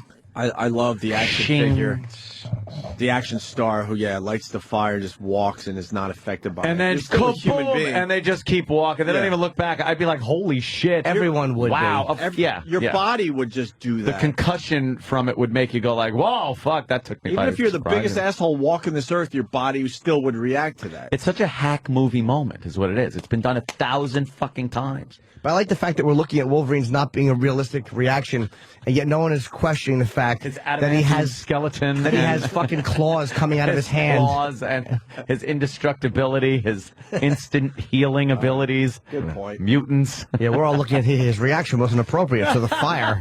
Why didn't he call 911? What dorks. Should have been arrested for arson. Good news, we got the Wanda Sykes set from the White House Correspondents' Dinner. She killed. You said she did well, right? I don't know. I only saw a couple of jokes. One was did well, but it was a rough one. And then you got Obama making jokes, and I said the same thing when Bush did this. I don't like my president telling jokes in these tough times. Pope wrote cunt, sir. Yeah, Pope wrote cunt. I'm not a fan of the president making jokes. Well, there was an article. Lupica did an article today because Wanda did a couple of rough jokes about Rush Limbaugh, which she should have done. She did everything right. Yeah. But this CBS golf analyst did a joke about Nancy Pelosi. He wrote it in a blog. He said if Nancy Pelosi was on an elevator with Osama bin Laden and somebody else, and you had two bullets, Nancy Pelosi would get shot twice, and Bin Laden, the other guy, would be strangled. It's kind of like a rehash. Yeah, but I've it's heard that funny. He before. wrote it in a That's funny. blog, Yeah. and people were giving him shit. And not that they should have given Wanda shit at all. They shouldn't have. No. But they shouldn't have given him shit either. But he's a white guy bashing a liberal, and the Right. fucking pussy media kind of takes issue with it. And that guy is a rock star. He's a golf analyst. I always forget his fucking name. Ferrety or something? And he does like the Tiger Woods video game and stuff. He's a rock star. And and it was in the paper today that he goes over to Iraq every Thanksgiving and hangs out with the troops and all. So they he's a big Bush supporter. People giving him shit, and yet it's amazing how he had to come out and apologize. And Wanda, again, she should not count it. She didn't do anything wrong, but neither did this guy. Yeah. All right, we're going to get into it next after the Okay. break. Speaking of Star Trek, the boys, I believe Derek and Steve put this little thing together. Coming up on the next Butt Trek, the USS Prolapse continues its journey through the universe in search of giant cocks to fuck. But the crew members soon find themselves in a compromising position. Oh my. Why is there nothing between their legs? It's silly. There should be something there. Why would these people be walking around? They must be alien race. Mr. Chekhov is unclipped. I noticed that at the urinal. I sure would like to suck it. Join our heroes as they unravel the mystery of this strange new life form. They all seem to be lacking something that I enjoy. Cocks. And struggle with the dangers of traveling through the universe. Oh, tell me, there's a gerbil stuck in my hiding. Where did your cock go? Discover the fate of our fearless heroes. All on the next Butt Trek. Power up the ships, Captain. I'd like a dick in my backside. And now, Backstage with O&A. Here is Primetime Sam Roberts. I'm Primetime Sam Roberts, and we were able to get a microphone into one of the Opie and Anthony show staff's super secret prep meetings. Things quickly got heated between Sam and Danny, who were discussing different show-related creative ideas. The adamantium that Wolverine has is outside of his bones. It's an exoskeleton. No, because an exoskeleton is something it's protection that's outside your body. So you'd wear it's when you wear your skeleton as your skin. What about the claws then? The claws are retractable. I still define them as being part of an endoskeleton. Why are you so stupid? You're stupid! I'm calling Big Kev. Go Big Kev! With nothing left to do in the Great Wolverine debate, Danny and Sam decided to call O&A's resident geek culture expert, Big Kev, to help answer their questions. Wolverine has an adamantium on the outside of his bones, right? Yes. Is that an exoskeleton or an endoskeleton? I've always heard it referred to as an exoskeleton. No, fuck that. That is not true. And Big Kev is not outside his body. Big Kev is the expert. He's not outside his body. I don't know which way to go on that. All I'm saying is I've always heard it referred to as an exoskeleton. That is the correct answer, Big Kev. No, I think Big Kev is saying that he's not quite sure the answer himself. Big Kev. I believe it or not, as difficult as it is. Obviously, the jury is still out on adamantium, but at least we hung up on Kev. I'm Primetime Sam Roberts, and this has been Backstage with O&A. Stick around. We got a woman who found God in her salami. Yeah. But first, we got Wanda Sykes. There's a joke there somewhere. Oh, yeah, that's why we threw it out there. Thank God, in my salami. My brajol. We'll work on the salami joke. We're heading into the Wanda Sykes thing really fast, though. So A-Rod returns, right? Yep. No. This is why people hate him. He hits a home run on the first pitch he sees coming back from... Really? This is why people hate him. Obviously, he wasn't thinking it was October. Yeah. he knew the month. And everyone's hoping he would strike out. Strike out so bad he throws his back out or something. Ooh! Yeah. Hits a home run on his first pitch that he sees. Wow. Yeah. Speaking of baseball, on these computers over here, I don't know why it's up, but maybe the other show is using these computers as well. Baba Booey from Howard's show threw out the first pitch at the Mets game. Did you see this yet on YouTube? Did he? No way. And we see him walking around the halls. I got to ask him if he was doing this as a goof or is he that bad at throwing. Oh, no. Have you seen this yet? No, I haven't. I'll turn everyone on to the clip on YouTube. I saw him walking in this morning and just missed the elevator. No, really? Yeah, I kind of did it on purpose. Oh, I don't need the small talk chatty thing. Oh my God, that is horrible. What did he do? He had to. Can you go back? Let me see that. So Baba Booey throws out the first pitch over the weekend at I call it the New Shea Stadium. It went City so Field. far high and right, but there was nothing to the pitch. He didn't come close to. God, what a fool! Huh?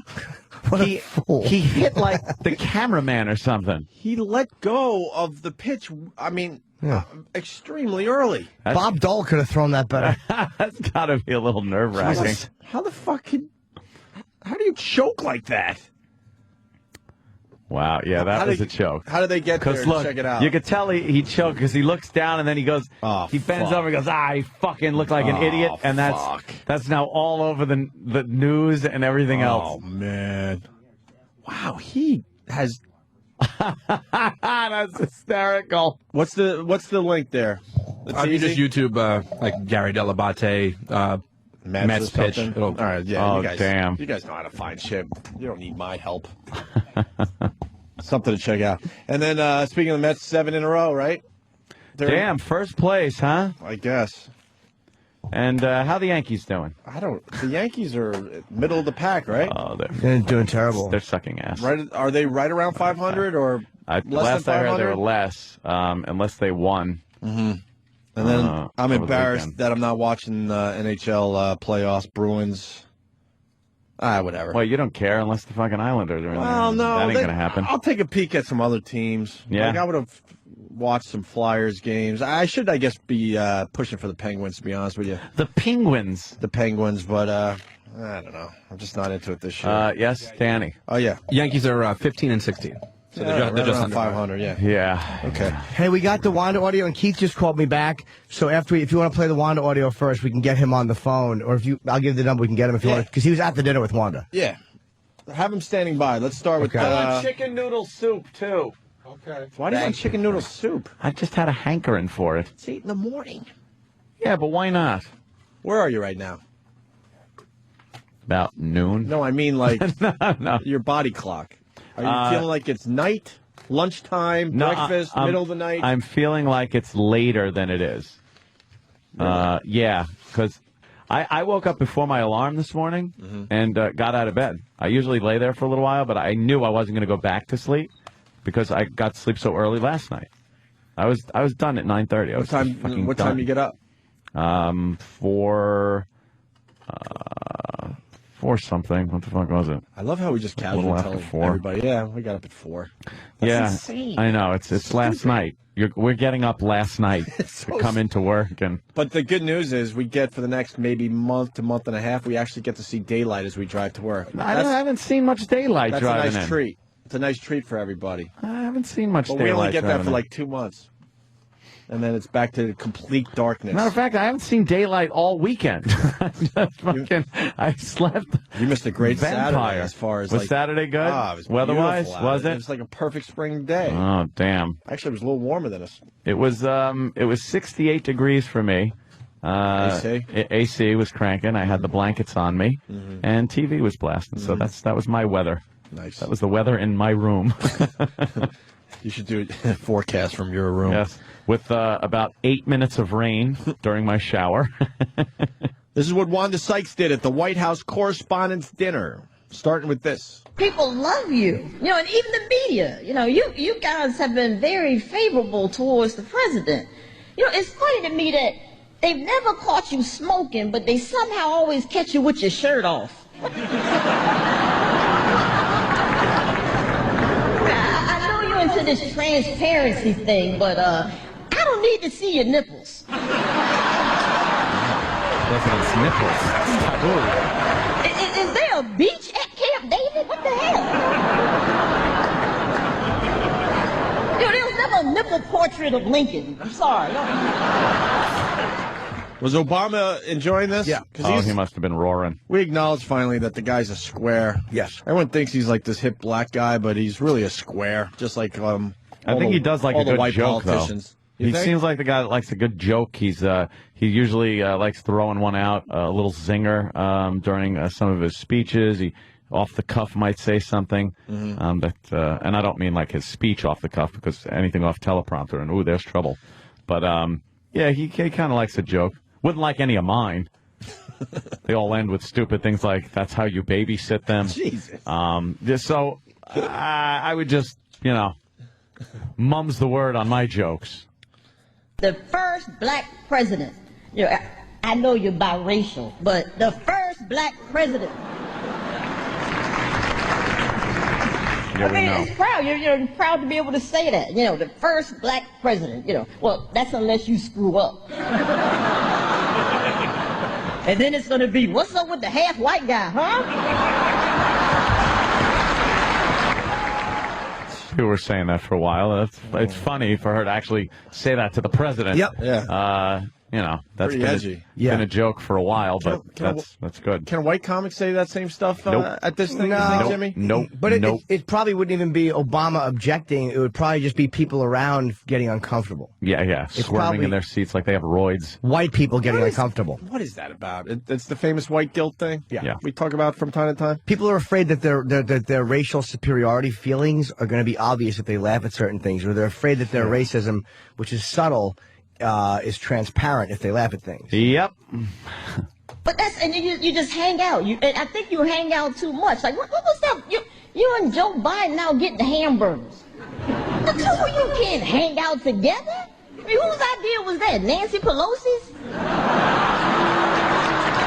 Hey, why don't you boys go out and get a bite?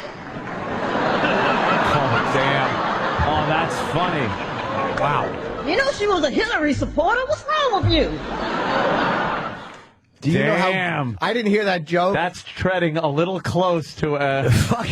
That's a borderline assassination joke. It really is. Oh, is that really is a borderline Secret Service comes and visits Wanda joke. Dude, because fucking Nancy Pelosi is third in line She's for the third in White line. House. Yeah.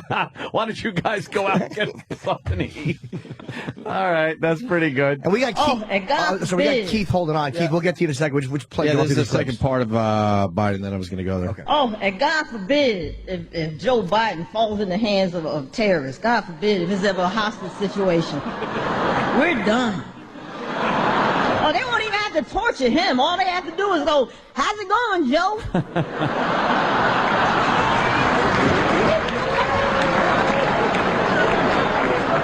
He come back with stacks of information. What did you do? Did you waterboard him? No, I just said nice weather. And he's still talking. Just can't listen to him anymore. It's like torture. She's killing. Yeah, My she's God. killing. Is that all we have on her? No, we got more. Oh, we got the Let's- rush Let's clip, get okay. Keith Robinson into the discussion. Keith was down there, right? He went with Wanda, Yeah, man, I was there. I was watching. I was sitting right next to the Fox News table. It was beautiful. Oh, damn. You helped write a lot of that stuff, right? Well, no. Well, we wrote some stuff, but the guy Lance, Lance Surfer? Brothers. Oh, the guy used to be the guy from Pootie Chris Tang. Rock show. Yeah. Pootie Tang wrote it. Pootie Tang. Pootie Tang. Salate. Salate wrote it. So what was the feeling in that room, man? I mean, she was killing, It was good, obviously. man. Yeah. Out of the Fox News table, who was laughing the hardest as I kept looking over was Newt Gingrich. Really? Yeah, he really enjoyed it. He was every part of it, you know. He was getting into it pretty good. It was a great. Obama opened up, which I was a little mad at because I was supposed to do at least 10 to open up. Obama opened up, and he destroyed, and then Wanda just took it home. Let me ask you something. You went down there with Wanda, right? So you guys get there. What kind of security clearance did you have to go through to get in? Nothing. I drove my car straight in. Nothing. It was just right in. Nobody checked any. It was the easiest and the worst hotel I've ever stayed in. After everything was over, it was a nice fist fight right outside. That's how the security and a full-on fist fight. Wow. For about an hour. Wow. Were a bunch of Obama supporters? Was not that great. Were a bunch of Obama supporters beating up a Gingrich supporter? So Keith, okay, I got to ask you. Did you get to meet the president?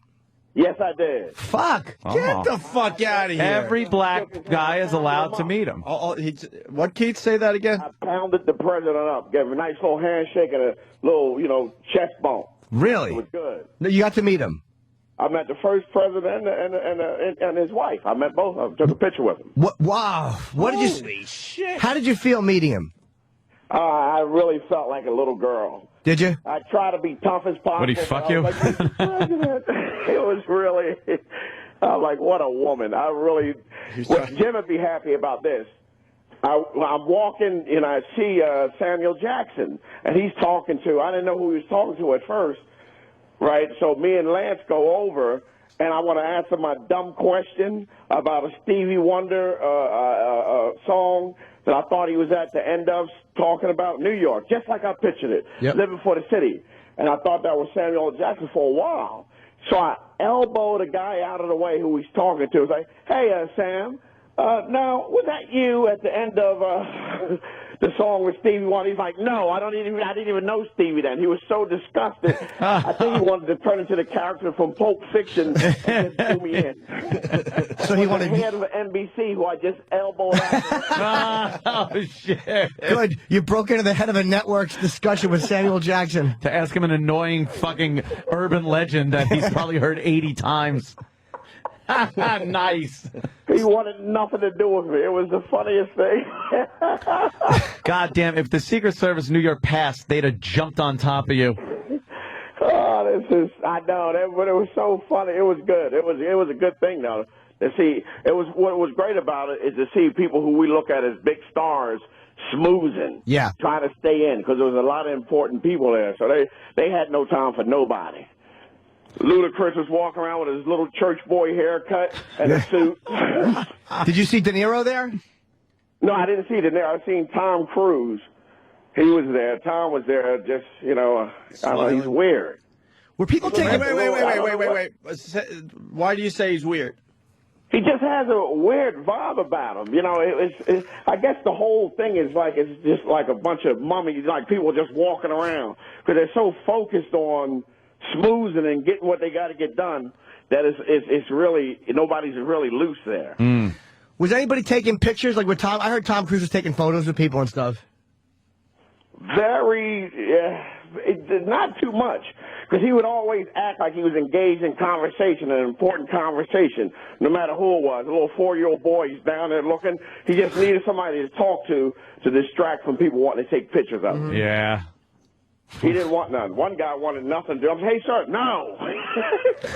Really? I loved it. It was the greatest thing.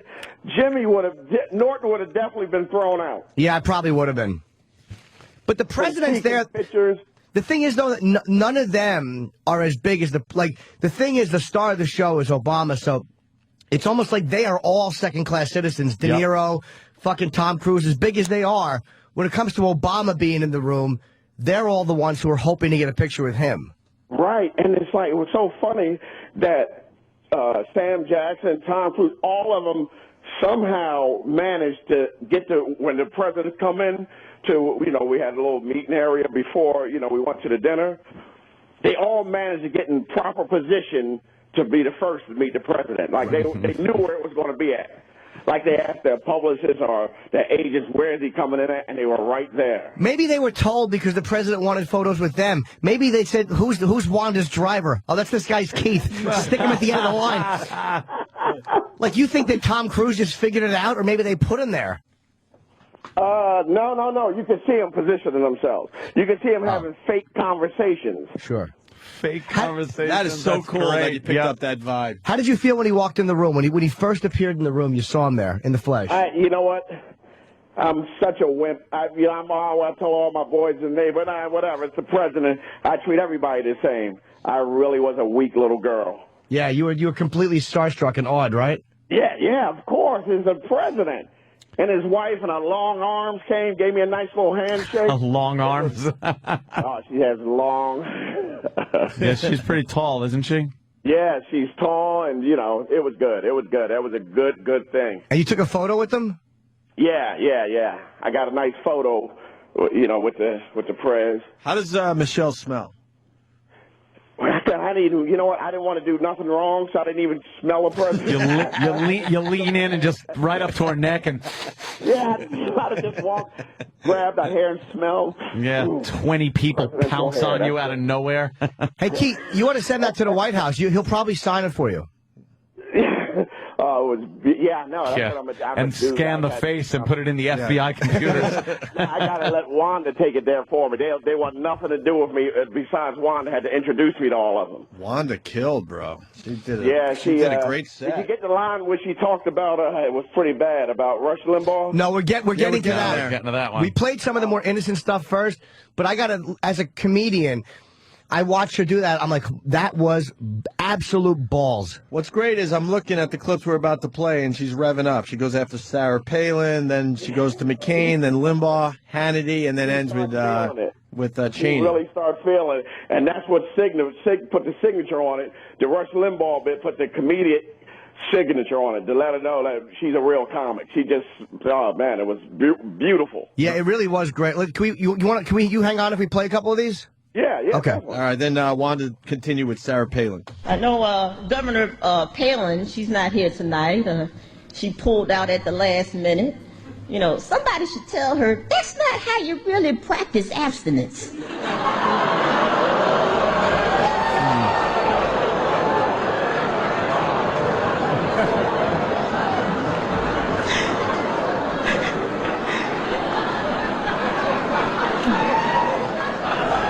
Shut up. You're going to be telling that one tomorrow. Shut up. God damn. She really, she did some very ballsy jokes. You usually try to keep it real safe at those things, but she fucking balls out, man. These things, the states, they need the money. They need the money, especially our school system. I'm so happy that you're doing something about education and you want to pay our teachers more, because our teachers are grossly underpaid. That's right. Pay the teachers more money. Maybe then they'll stop sleeping with the students. You'll tell that one too, I'm telling you. See, that's like lines like that, like you'll tell that one Monday morning. It's like that's what a veteran comic knows how to do. It's like when you're making the audience uncomfortable, there's a way to just kind of take that and kick them a little and get a laugh out of it. Like that's what a fucking you had to do because that was... Dude, it's a press corps. They're not fun people. It's all of Washington. Yeah, they suck. Dude, it's everyone important in Washington is there. Collectively, they're a room full of bores and stiff. And D.C. and in Hollywood. That was the funny thing. Right. Spielberg was there, Katzenberg. All these guys was right there. Did you talk to Spielberg? All of Hollywood was there and the D.C. I'm going to answer that. No. This is why Keith is finished. Because you walk up to Sam Jackson and ask him a stupid question, you interrupt the president of NBC, which ruins you there, and you ignore Spielberg. And you ask Sam Jackson a dumb question. His past two movies I did not like, so I didn't want to talk to him. Well, Keith, you can't just wander. You had to have small talk with somebody. Who were you having small talk with in that room? Probably the guy at the bar serving drinks. We had a hell of a conversation. He's the only one that wanted anything to do with me because I tipped him. Did anybody recognize you there? Oh, really? No. Oh my God! What? Tyra Banks just rubbed our back. I was just going so. It was funny just to watch how no one wanted nothing to do with me. It was beautiful. Wanda continued. But Mr. President, you've had your fair share of critics. Even Senator McCain.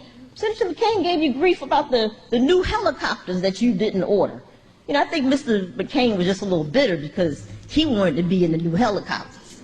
But I'm to tell Mr. McCain, Mr. McCain, I'm sure if you ask nicely, your wife will buy you a helicopter. Wow. Ooh, funny. Yes, the rich wife. Okay. Finally, the Rush Limbaugh joke. Yeah, it's a good one. That a lot of people are talking about this morning. Rush Limbaugh, one of your big critics. Rush Limbaugh said he hopes this administration fails. So you said, I hope America fails. You're like, I don't care about people losing their homes or jobs or our soldiers in Iraq. He just wants the country to fail. To me, that's treason. He's not saying anything differently than what Osama bin Laden is saying. you know, you might want to look into this, sir, because I think maybe Rush Limbaugh was the 20th hijacker, but he was just so strung out on Oxycontin he missed his flight. Listen to something.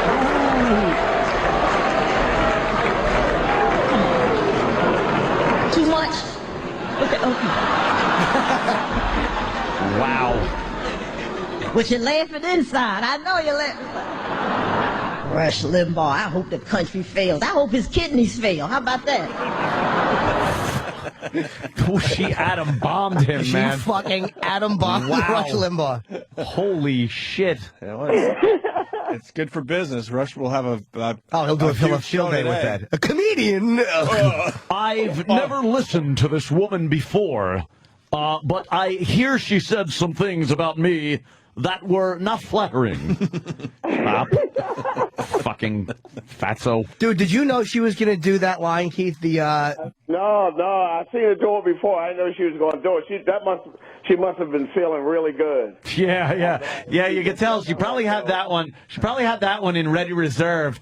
And since it was going so well, she's like, all right, I'm busting out the big heavy bunker buster. And I looked over at the Fox table. Newt Gingrich once again was laughing.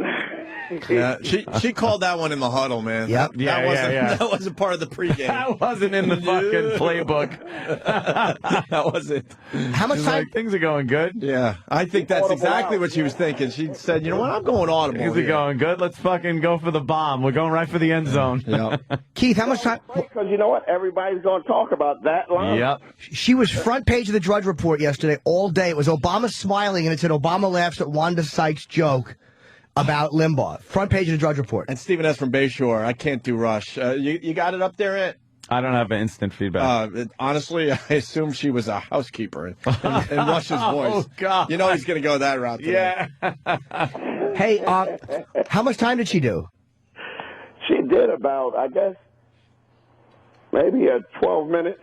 Oh, okay, that's not that bad. I thought they did like a half hour. We got just about her whole set. No, it wasn't that bad. Half hour. That's fucking. Oh my God. Wow, you'd really have to be fucking.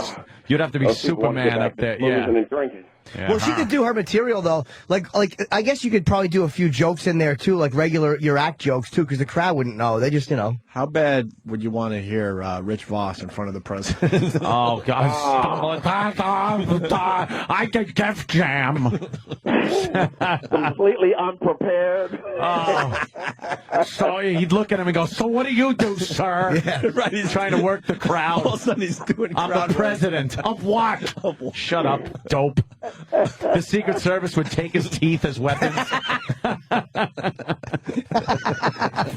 have to leave his teeth at the door. Yeah, you gotta fucking leave these here, sir. Yeah, they think they were like a plastic gun like Malkovich had in fucking The Line of Fire. Yeah, you could take his teeth out and snap them together into a weapon. Yeah, leave those giant choppers at the door. It's obviously an act. No one can be that stupid. He's a smart one. He's a clever one. How great was that scene when he's trying to put the gun together under the table? Oh, yeah. I was getting into his head like the nerves he's got to be feeling. Yeah, that was a good one. And he's got to keep like small talk with the table as he's trying to like he's snapping that fucking figure thing out how together. the gun goes together without looking at it. Oh my God! The rubber bands and what the fucking that was good. We got two more clips from Wanda. Okay. Went after Sean Hannity here. Sean Hannity said he was going to get waterboarded for charity for armed forces. He hasn't done it yet. I see. Talking about he can take a waterboard. Please, you may want to get waterboarded by someone you know or trust, but let somebody from Pakistan waterboard. Keith Olbermann, let Keith Olbermann waterboard him. He can't take a waterboard. I can break Sean Hannity just by giving him a middle seat in coach.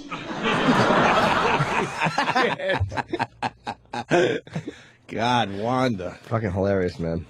Bravo. What a man. ballsy cut. You're right. What a great angle on the Sean Hannity waterboarding thing, too. And that is exactly what like a comic does. Like when you look at when you watch Chris Rock at the Oscars, he was just fucking wrecking their day. You're like, that's what a fucking comic should do. Like just be funny, almost for like beyond the people you're talking to in a weird way. Like be true to what you are as a comic. I love what she did. Yeah, I think she represented herself perfectly, and she definitely didn't hold too much back. Oh, I hate like the ideas behind what she's saying, but they're fucking hysterical. Hilarious. They're hysterical. Stephen S. is back from Bayshore. Voss couldn't do his act. No bombs are allowed in the White House. And Shane from Philly, Rich Voss to Obama. I know the struggle. I know the struggle. Obama doesn't like to eat the coochie. What's that? With that dumb peace sign that he hits his chest and gives him the peace sign. I know the struggle. Oh, yeah, he hits his chest like he's trying to be urban. He's a fool. Just reworking all the Voss material to make it make sense to Obama. He doesn't eat the coochie unless it's fried. You know, Mrs. Obama, I don't eat the coochie. Yeah, you would just start doing that shit. Oh, putting a fucking Voss face on. Oh, his stupid bugged out eyes, his little teeny turtle feet hands would be sweating. He'll have some kind of tax dodging it. Oh, God. He taxed me, but I'm dodging it. Right. All right, man. Hey, Keith, where are you this weekend? I'm at the Comedy Cellar, brother. Oh, you're down there. Okay. All right, Keith man. is the funnious comic that... What's that? Situation to the Comedy Cellar. I'm back at the Comedy Cellar, right. shaking hands with such stars as Jim Norton. Yeah. Keith Robinson is where I belong at. I was going to say, Keith Robinson, the funniest comic that no one knows. What are you doing wrong, Keith? All right, guys. Thanks a lot, man. All right, man. See you later. The very funny Keith Robinson. We got to get him back in studio. I love people's impressions of Keith. Like, someone does them really good. Is it Patrice? Someone does a really good fucking impression. I was giving him a Keith. fucking beating the other night because he was going on after me. Colin, I think. So I was just doing his mannerisms on stage. It was great. He was in the doorway and he had to take it. He just had to take it. Oh, it was great. I'm like, watch when he talks. Every time he talks, he moves like, I'm walking. And he moves his legs. It's like, we understand. We have the commonality of language. When you say walking, we know what that is. We know what walking is. Thank you. How funny is that? He fucking met the president. I'm jealous, man. God damn, man. You know what sucks, though, is being in that situation under those circumstances. Like, you go to an event like that, you're in there. You're with the fucking elite of elite. And then the next day, you're just fucking, you're pissing in your toilet. You're going to your gig. You're fucking, doing whatever you're doing. And you're not with those people and you can't get near them again. Right. It's not like Spielberg who can call a meeting with anyone in that room, or Obama who could fucking, hey, you want to come to the White House? And they'll let people drop everything. It's like, hi, I'm Anthony. Can I fucking, who? What? We should ask Keith, when did he realize that? Yeah, that you weren't, you didn't fit in there. As soon as he left the building, realized, oh my God. You're what amounts to a fucking extra at one of these events. You're an extra. Oh shit. You get the nice, backstage or the VIP passes. We've all been there. You get to interrupt fucking people to talk to Samuel Jackson, and then the next day, you can't get near Samuel Jackson. And then it's like a Cinderella thing. Yeah. Back to being a fucking, all of a sudden, back to cleaning up. You're special from 8 to midnight. Yeah. 12:01, they're like, all right, everyone needs to get out. Get the fuck Unless out. you have the special blue gold pass. Yeah. You're no longer needed.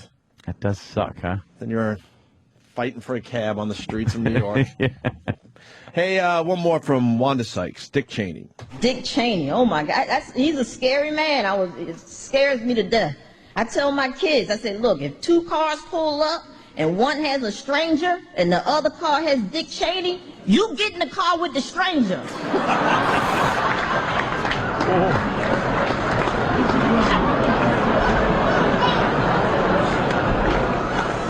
Dick Cheney is trying to defend torture. He's trying to defend torture. He goes, yeah, well, they should release the memos to show all that good information we got from our practices. You can't defend torture. That's like me robbing a bank and then going in front of the judge and saying, yes, Your Honor, I robbed the bank, but look at all these bills I paid. Jeez. Yeah, she did a good job. Yes, she did. Give it to her. Right on to Wanda. I'm not even a big Wanda Sykes fan, tell you the truth. Really? I'm really not. Yeah, I'm getting more and more into her.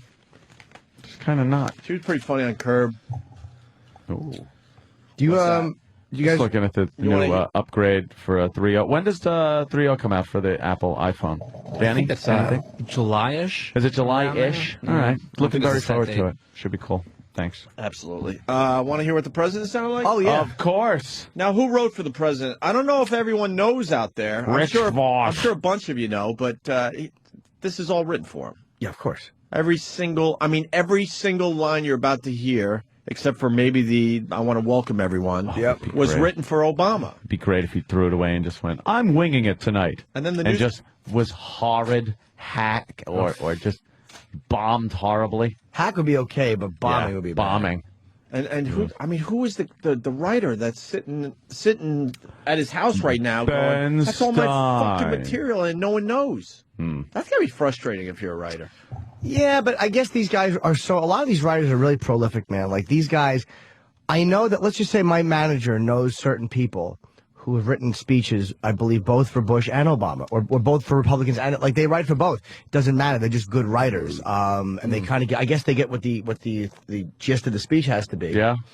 And they write it. So yeah, it could be any. It probably was. I'm going to guess he had writers from whether it was Leno or Letterman or one of those type shows. Really? Probably guys who are used to writing tie-in, topical, daily, clean shit. You think our pals from Letterman had a little hand in this? I don't know. I mean, whoever they contacted, it might have been them. Whoever's got a history of it. I bet you the guy from Leno did. I bet you the Letterman guys know exactly who wrote for Obama because they're in that Yes. circle. Yeah, talking among themselves. I would love to know. Yeah, I would love to know who wrote Obama's material. Justin and Erica. Maybe they know. They listen. I'll write them during the break.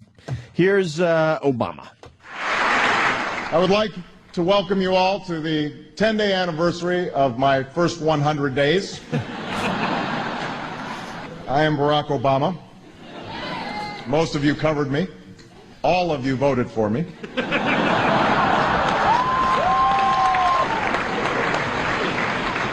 Apologies to the Fox table. Wow.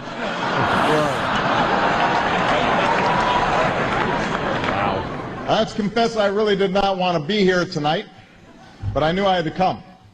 Just one more problem that I've inherited from George W. Bush. Why does he have to? I don't really get that line. I don't know either, but he almost tripped on it. It is weird. don't Another get that problem he had to inherit from. What? I mean, the presidents have been doing I guess the Bush went to all these things and kind of.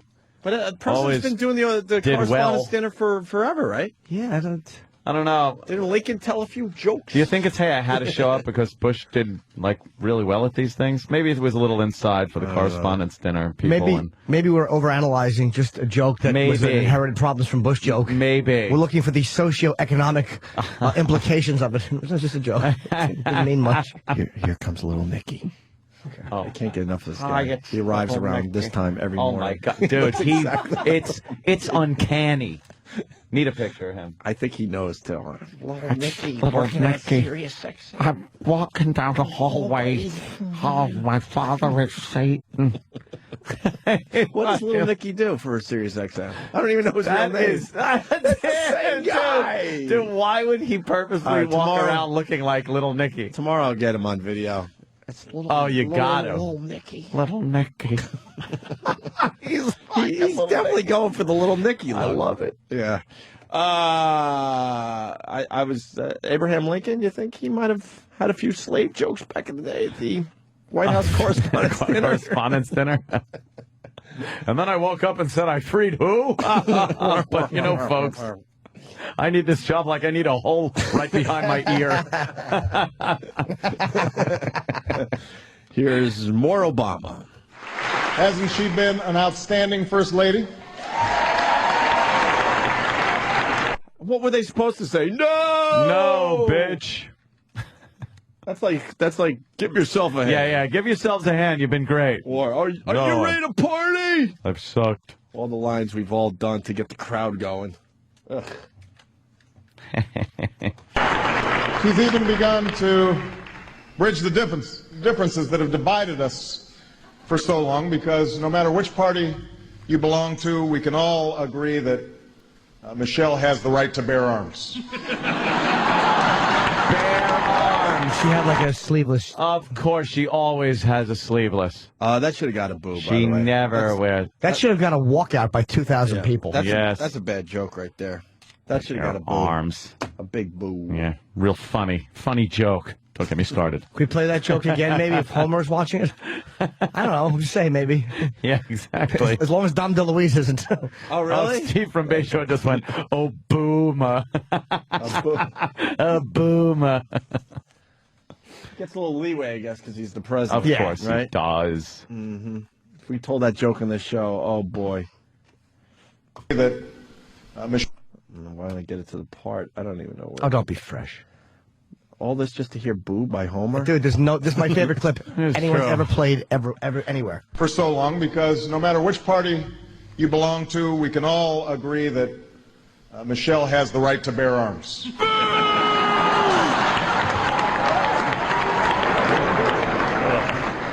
Now, Sasha and Malia aren't here tonight because they're grounded. What? Why? You can't just take Air Force One on a joyride to Manhattan. I don't care whose kids you are. We've been setting some ground rules here. By the way, can you pause that? I'm going to show you what a... We're starting to get a little carried away. He can't tell a joke. Bush was a funnier guy than he is. Bush could tell a joke. Right. Bush last year, he had comedic timing. What Obama feels really awkward. He's terrible. Trying to do humor. He's not a funny guy. He's like he pointed out that he goes they can't just take the Air Force One on a flight to Manhattan. I don't care whose kids you are. It's like you talk after the punchline.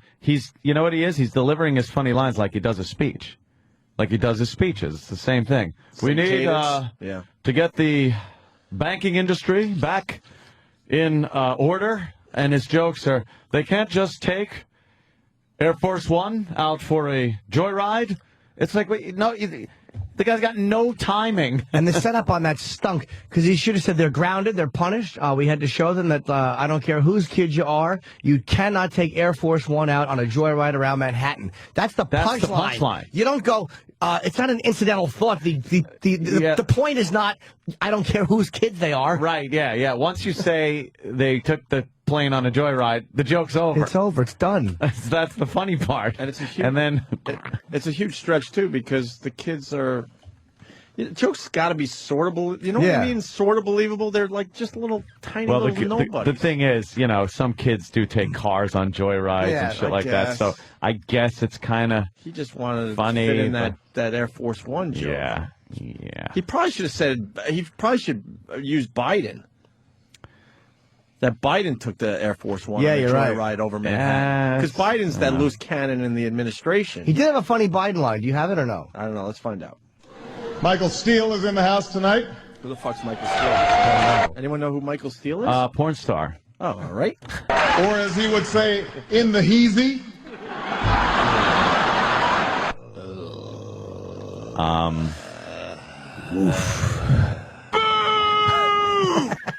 Wow. Wowie kazowie. Wow. Be more funny. Oh, shit. Hey, that kind of worked.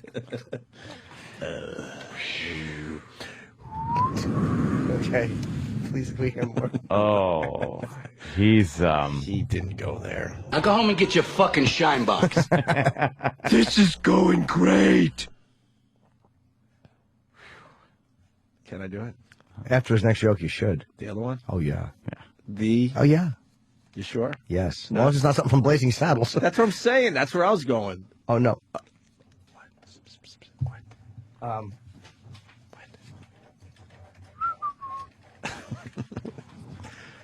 That's. Oh, that's not from that. But that might be from Blazing.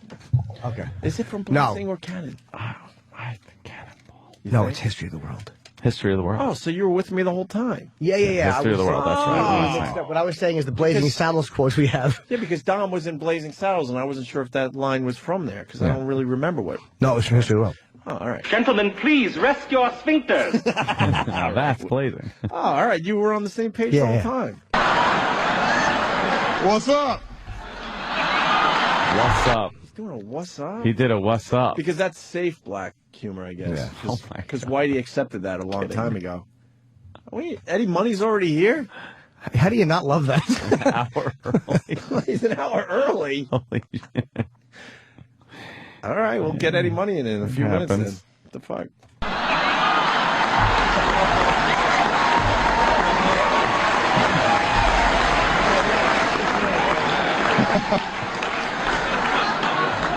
Where's Michael? Michael, for the last time, the Republican Party does not qualify for a bailout. Rush Limbaugh does not count as a troubled asset. I'm sorry. Okay, faggot. What's next? Why did the applause drastically go up? Was that a bad edit? I don't know. I think they just anytime he's talking about Rush, they love it. They do love it. Let's go to Gabe, black guy for this discussion, I guess, from Jersey. Gabe, how are you, buddy? Hey, what's going on, man? Hey. Man. Yeah, I just had a little comment. I think you guys should, stop riding him so much. He's not a comedian. He's not supposed to make it. All right, we won't ride him. Well, get out of here. We can ride him all we we're want. just making fun of the jokes the president told. We know he's not a comedian. That's the fun of playing a boo. Yeah. After the. What, are we supposed to not say that he's really has an awful delivery on these jokes? We don't bring it up because what? We'd be giving him a hard time? Why? What's the difference? What if it was George Bush? I don't know, man. Then you'd be. I'd like to see you do his job for one day. I do it every fucking day. That's my job. Is to say semi-funny stuff. What jokes would be a politician? Yeah, I could do that. Gabe, the point is, I'm more of a fan of Obama than Bush, and I openly said Bush just was funnier. He was a funnier guy. Yeah. Dude, when you tell jokes, you open yourself up to be made fun of. Why would you even think of this? I am so distracted. Fox 5 in New York, they're doing a thing called The Real Housewives of New Jersey, and they're showing this one housewife over and over. She's on the bench working on her tries, and she's bent all the way over, just showing massive cleavage, and then she's hanging, doing her ab work. That looks pretty good. Shit. That looked pretty good. When are they doing the story? Because they just keep doing the they'll tease that all coming up fucking clip. day is what they'll do. Gabe, it's all good. All right, guys. Take it easy, man. All right, man. We got one more clip from Obama at the White House Correspondents' Dinner. All this change hasn't been easy. Change never is. So I've cut the tension by bringing a new friend to the White House. He's warm, he's cuddly, loyal, enthusiastic. You just have to keep him on a tight leash. Every once in a while he goes charging off in the wrong direction and gets himself into trouble. But enough about Joe Biden. Saw that one coming to mind. Everyone did. Holy shit. You didn't really have to sell it as much as you did there. No. That thing was on the fucking radar. Oh, my God. But enough about Joe. Oh, Jesus. Who's he going to tease? He's talking about the dog, right? Oh, Joe! Oh! Wow, I didn't see that coming. I think everyone's thinking Joe, so if he went somewhere else, then you get, I don't know, whatever. Yeah. What he should have said is, that's right, my new dog, whatever. And then when nobody laughed, he should have said, what did you expect? Who did you think I was going to say? Joe Biden? He should have done that, thrown him a curveball. Right. Where did he get his fucking jokes from? Longsetups.com? Jesus, Barack. Shorten them a little bit. Maybe the person that wrote this material doesn't want people to know. Because I don't think Obama pulled it off as well as he could have. Michael Steele, Ed. You should have known who Michael Steele was. Yeah. Head of the Republican Party. Oh, okay. I guess. I don't know. Oh, that's right. Porn star. Yeah. Sorry, I went for the joke and said porn star because it sounds like a porn star name. Yeah, he's black. He's black. Michael Steele. Michael Steele, and he's, I guess he's a nerd. Yes. A nerd. According to that caller that we didn't I'm get not to. a prude. I'm not a nerd. Remember her? Linger longer. Sure. I gotta pee. Yeah, let's pee. Make a pee. Eddie Money? Yeah. And then Eddie Money. Is Eddie Money going to play for us today? He's a guitar with him, I think, right? Did he bring a guitar, Danny? Can someone do some reconnaissance? Find out what Eddie Money's about today? A little recap. Opie and Anthony. Right.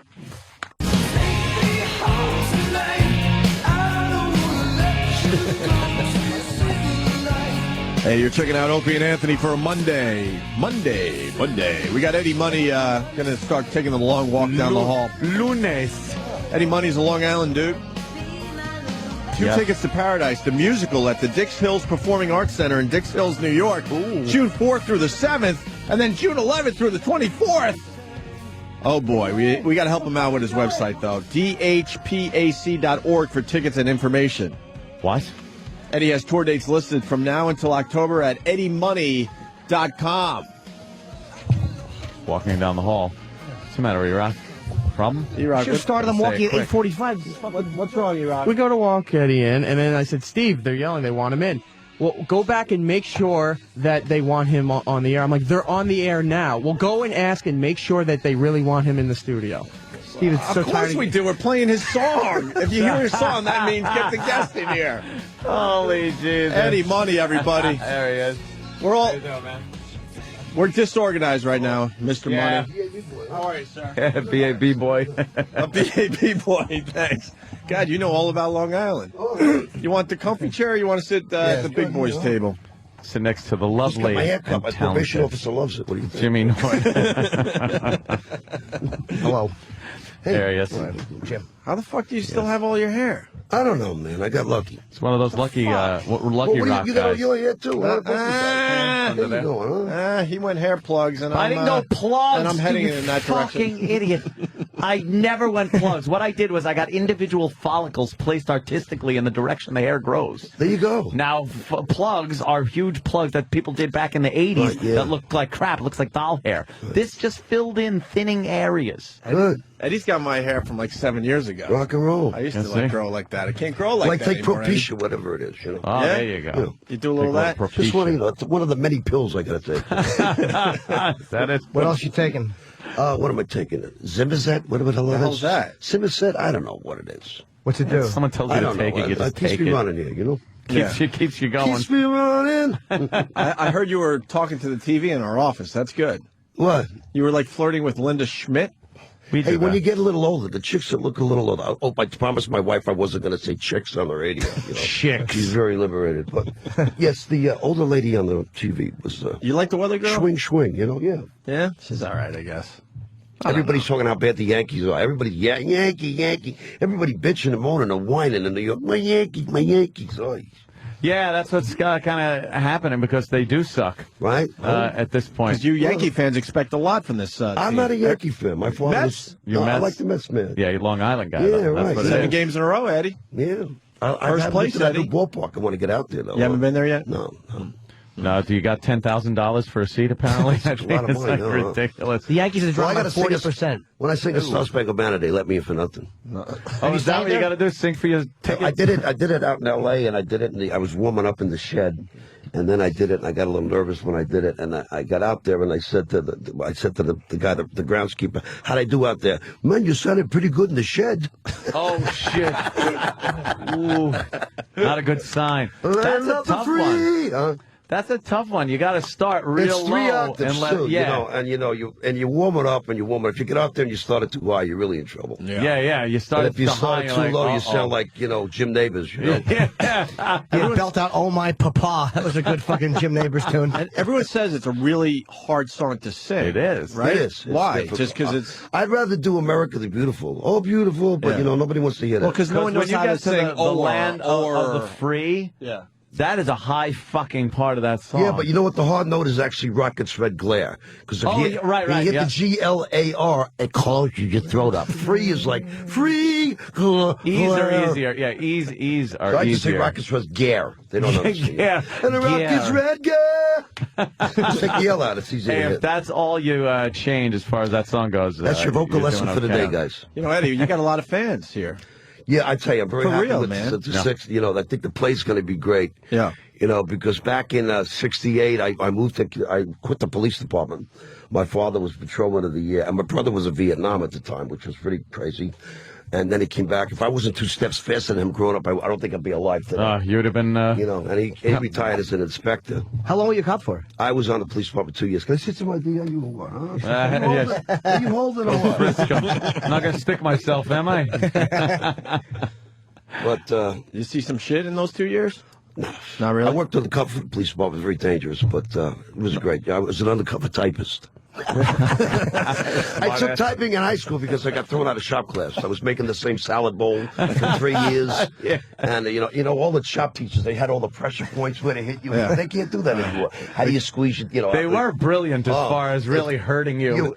And now you would just, instantly just call your lawyer. So, from the classroom. I back in those days, I was the only guy in the class that was typing. You know, me and my guitar player got thrown out of the shop too.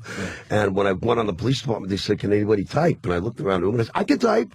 So I wound up typing the roll calls, working 8 to 4, no which was, kidding. just gravy. And the band stayed together, and then everybody moved out to California. Mm-hmm. And so I quit the police department. I had it. My hair was getting really good in the back. You know? This is the real life New Jersey Oh, we were housewife. just looking at these, huh? Yeah, she not that bad. Her little video package before this was. Eddie, we get very distracted by having this many TVs Yeah, we have in the 8 room. TVs. You guys got to get out a little more. We often. really do just get very distracted by televisions. Well, her tits are shaking there, Eddie. Come on. That's why that never made it. That's why it was never hit on AM radios because I said that. I was a punk and a wise guy. I think that's shaking. Well, it kept me off. It kept me off the charts. It's a great It didn't keep fucking the line. song from people from knowing the song, though. Yeah, It was a great line. It was very childish. And we were able to play that. We were able to play that. Sophomoric, as my mother would say. Are they allowed to play that song on regular radio now? When Yeah, I first they can started play it on radio, we regular cranked radio, up you the know. tit part. But who knows? Oh, did you? What a rebel. Well, it was like, listen to the words right here, right here. Yeah. How far is Dix Hills, by the way, from where we are Dix now? Hills is actually exit 50 on the LIE. It's right outside Huntington. Where I'm from. Jim. It's just a little rich college, but the people are really nice. Where are there. you from on Long Island, Eddie? I'm actually from Plain Edge, Levittown. Levittown, never down, baby. Town. Yeah. Governors, come on. My That's what I know probation about officer Levittown. came to the show. the other Tri-County night. Flea Market. My probation officer We'll came just to the show. blurt the out other night. things that are You there. really have a I probation said, I'm looking for some clean urine. My blood type is B. Can anybody help me out here? Are you really on probation? No, that's just okay. Years ago. He's got some jokes. Eddie's got some jokes in him there, Jimmy. What made you want to do a play? It's about your life, right? Right. And what made you want to do it, or did you always want to do it? Or? Well, I talked about it for 2 years, and people always asking me, how did you OD? Well, actually, it was called phenitol. The guy that invented it is in jail. Like 30 young people all over the country. I wouldn't say young since it happened so young ago. 30 grandmothers and grandpas 30 years ago OD'd on this stuff, and the guy's in jail for life. It was phenitol. It was a bathtub barbiturate. And I was doing some powder and drinking a lot of booze, and I did this phenitol, and it went out like a light, and went into a catatonic state, and blew the sciatic nerve in my left leg, blew out my kidneys. Jesus People said, how did you Christ. OD? I said, hey, it was free. how did you take that? Did you inject it or smoke it? No, I never stuck a needle in my arm in my life. You know, you can't even give me a polio shot. I'm out, petrified of needles. No, I just snorted it like I snort everything else. Wow. Why'd that fuck your leg up? Because I went into a catatonic state, but my nerves weren't twitching. When your nerves don't twitch in your body, if you go into something where you get so out there that your nerves don't twitch, then your nerve dies. So I killed the sciatic nerve in my left leg, which is At least you can't get that sciatica. sciatica. That way you get a pain down your fucking leg. Doesn't that mess your back up too? Like, Yeah, I guess it messes everything up. But I've been pretty lucky. I'm pretty good. I walk through a lot of airports. I get a lot of exercise. What's your poison nowadays? I don't do much of anything anymore. Yeah. Just kind of mellow out a little bit. I hear you. Cialis is my new drug. oh, dude, it's the fucking greatest. Which one do you like, the daily or the 3-day dose? It's pretty hard to fall asleep with the kickstand down. I hope the wife's up. Jeez. Do you take the daily or the 3-day dose? There's a new 3-day daily one. dose? What are you kidding me? The regular one lasts for 3 I'm days. not a rabbit. I'm like, 3 days. What is it, 3 days? It just keeps lasts plump? for 3 days, and all of a sudden. Wait, you don't have a raging hard-on for 3 days? No. But your dick is ready. It's almost like it puts your dick in the starting gate for 3 days. Okay, you're ready to plumped roll. up, you're ready. If something touches it, brushes against it. Any type of incidental contact, and you're ready to fuck. Anything. Somebody sticks you in the neck with an umbrella, your dick is hard. Fucking great. That sounds like something you would like. Yeah. Yeah. But you got to take Cialis, and Viagra is bad because Viagra gives you blue streaks and it makes you stuffy. Cialis is the best of all of them. Yeah, it didn't give me the headaches or any of that stuff. No, I never got a headache. I was supposed to be good at them. Just fucking. What's that? How about just fucking? Yeah, but then you got to take a pill. I'll be right back. A half hour time. No, I mean, how about just Yeah, but how about just going being to bed, into it? having a Right. chick that you actually find attractive, really and into? fucking. What we got? Eddie Money supplemental. Supplemental. We just were handed an Eddie Money supplemental. What does Wow. that mean, supplemental? I guess more information than we were given originally. I don't think I've ever looked at a bio sheet. You know what? We might have to look at this one, though. Has a 7,000 square foot house in L.A., but is sleeping in his sister's basement on an air mattress. Well, actually, because I'm in Long Island. I'm from New York. Everybody in New York's got a little Jew in them. Come on. I mean, why the hell should I pay to stay in a hotel? But I'm staying in my sister's basement, and my brother-in-law's Italian. Oh, you live in L.A., but you're back. I'm back in New York working on the play. You're doing this. Yeah. Right. Right. Okay, I got you. So I you're got everybody saving a little driving me money, around, so so you're in which is great. your sister's basement on an air mattress. Right, and the air mattress goes out like every other day. She bought it at Walgreens. She's going on her 4th mattress. Oh, those things never work. They never. It's horrible. You end up with So I your got to get ass up in the on middle of the night floor. and have a cigarette and blow the mattress back up. You know? She can't hook you up better than that, Eddie. Well, if they bought a real bed, they'd have to put it against the wall. I've heard it 1,000 times, guys. I don't want to get into it. The air mattress is fine. The air mattress is fine when it's really not fine. It's always leaking. Then you get up and you put your elbow down on it. Oh, when you're hitting the ground on it, then you got to grab the pole in the middle. In the basement's the pole. Yeah. To get the hell up out of the bed. Air mattress, they're made for the young. They really are. Because getting off one of those fucking things, like, Jesus. It's a pain in the ass. So why don't you just stay in a hotel?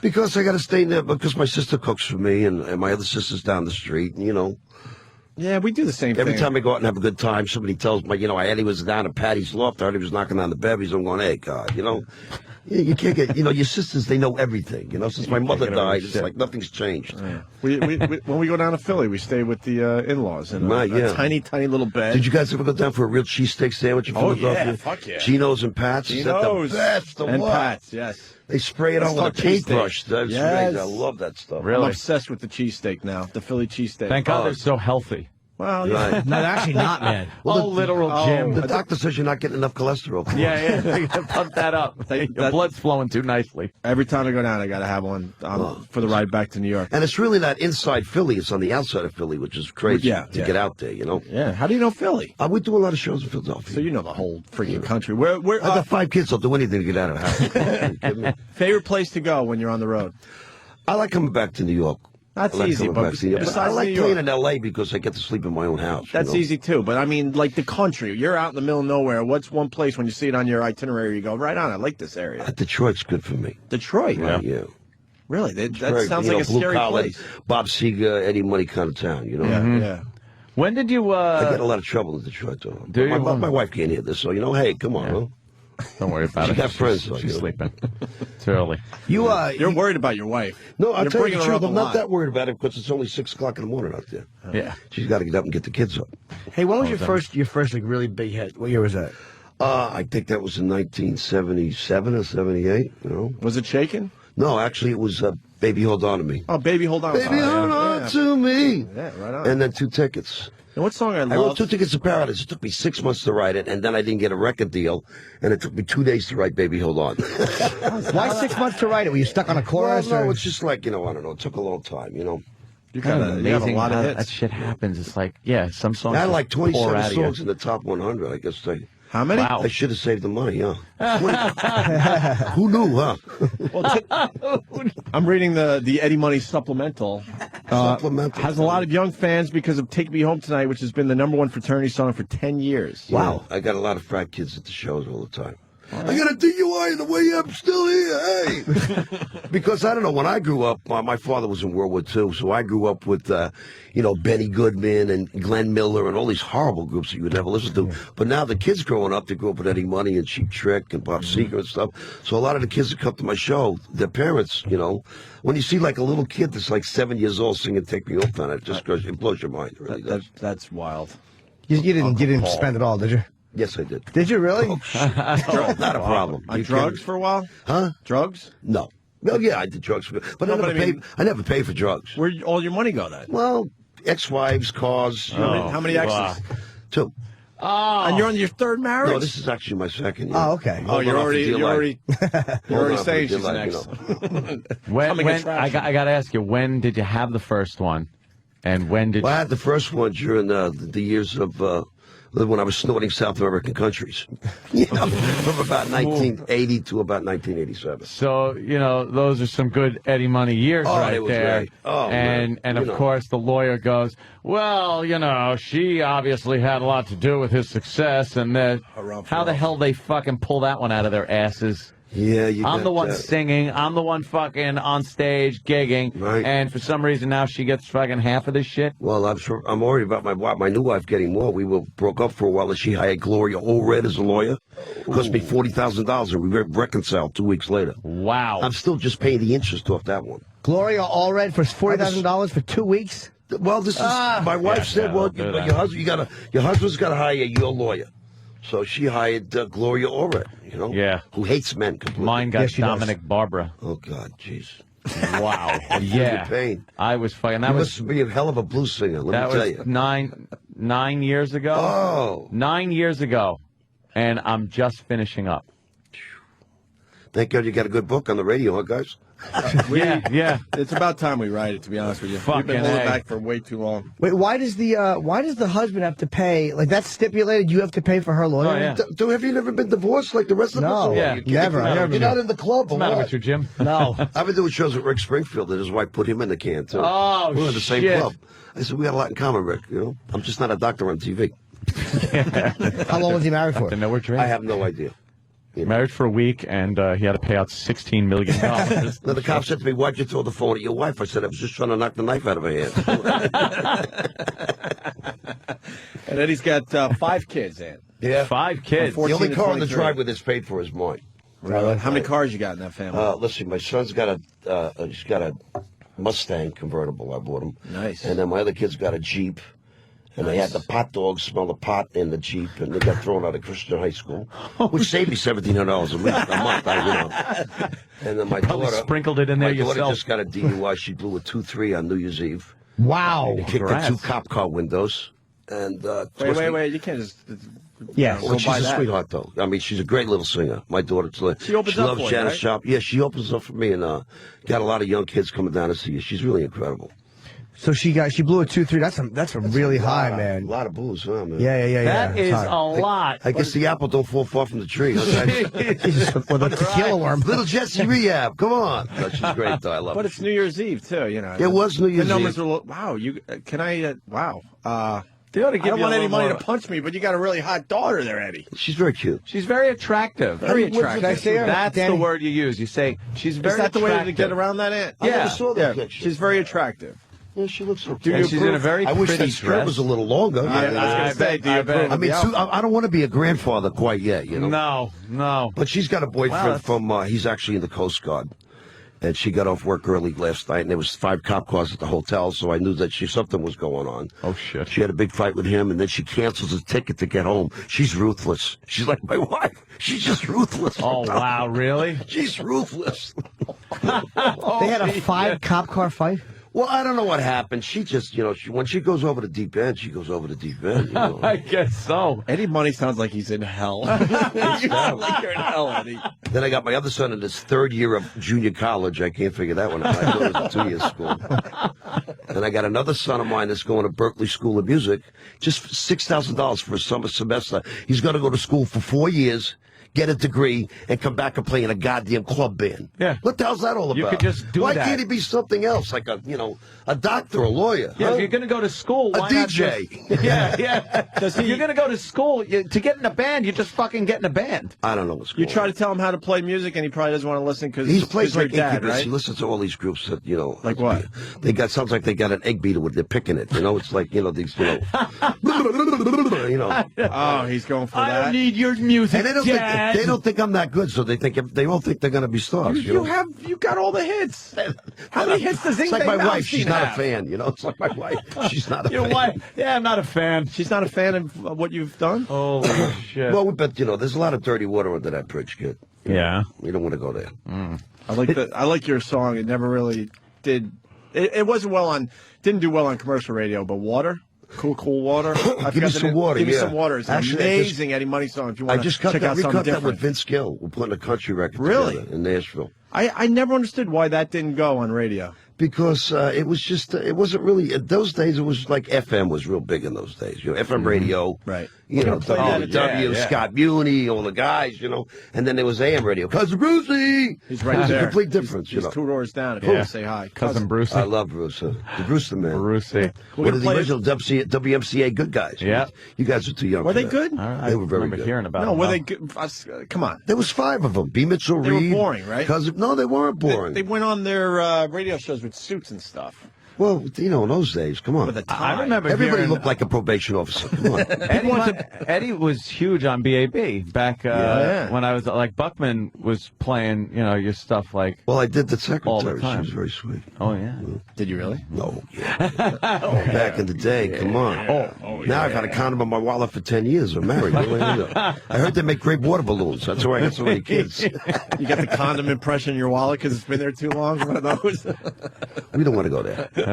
Jesus I had Christ. one of those in high school. I didn't get much in high school there, Eddie. So the shit. I didn't either. Yeah, When I went to high school, nobody got laid. When I went to high school, nobody got laid. Well, Anthony was getting laid no. at 13. No, but that was out in California with some fucking. I had a girlfriend in high school for 3 years, and then I moved to California, and then she flipped out at a nervous breakdown. She came out and fucked my roadie. And I couldn't believe it. Your wife? No, my the ex-girlfriend from high school in the club. That's Eddie. fucking bad. Terrible to news, fuck you, the I- roadie. I bow to Anthony because, like, for 13, I got a 10-speed bike for real. Anthony got a girl. My dad hooked me up with a friend of the family thing. So by 13, that was done with. I said, "Did you do a son or what?" Yeah, it was one of those. So how was Hey, it? did you do or what? How was huh? it there, my boy? I think she was 19, something like that. So it was nice. And then I went to school, and School it didn't was seem great. the same. School after was like, that, right? fuck this. All of a sudden, you're getting I rid of don't your need this. baseball cards. Sex and pot ruined my education. Right. The second I started I was like the kid with the microscope and telescopes, and I fucking loved science and Oh, going you to were good school. at all and that, doing huh? I was really Then good. you started smoking pot, and that was I it. Then you got smoked into weed. candy bars. My brother came out to California because I was living with my dad out in California. And You were living with your father out now. yeah. No wonder you're so fucked out up. in California. Of course, believe me. So my brother comes out. He got kicked out to see my father because my mother couldn't handle him anymore. She was smoking weed all the I time. got that Went right. out there, and in the riverbeds out in California, I have that flood control riverbed Sure, shit. yeah, I lived yeah. in San Juan Capistrano.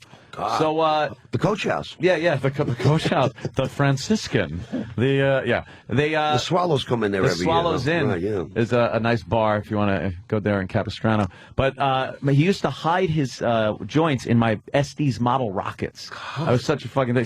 So I took one day and I was like, I just wonder what this is like. And I heard you didn't get stoned the first time you smoked. So I went in one of the pump houses in the riverbed, and it was pitch black. A few little things of light coming through. I smoked the whole joint.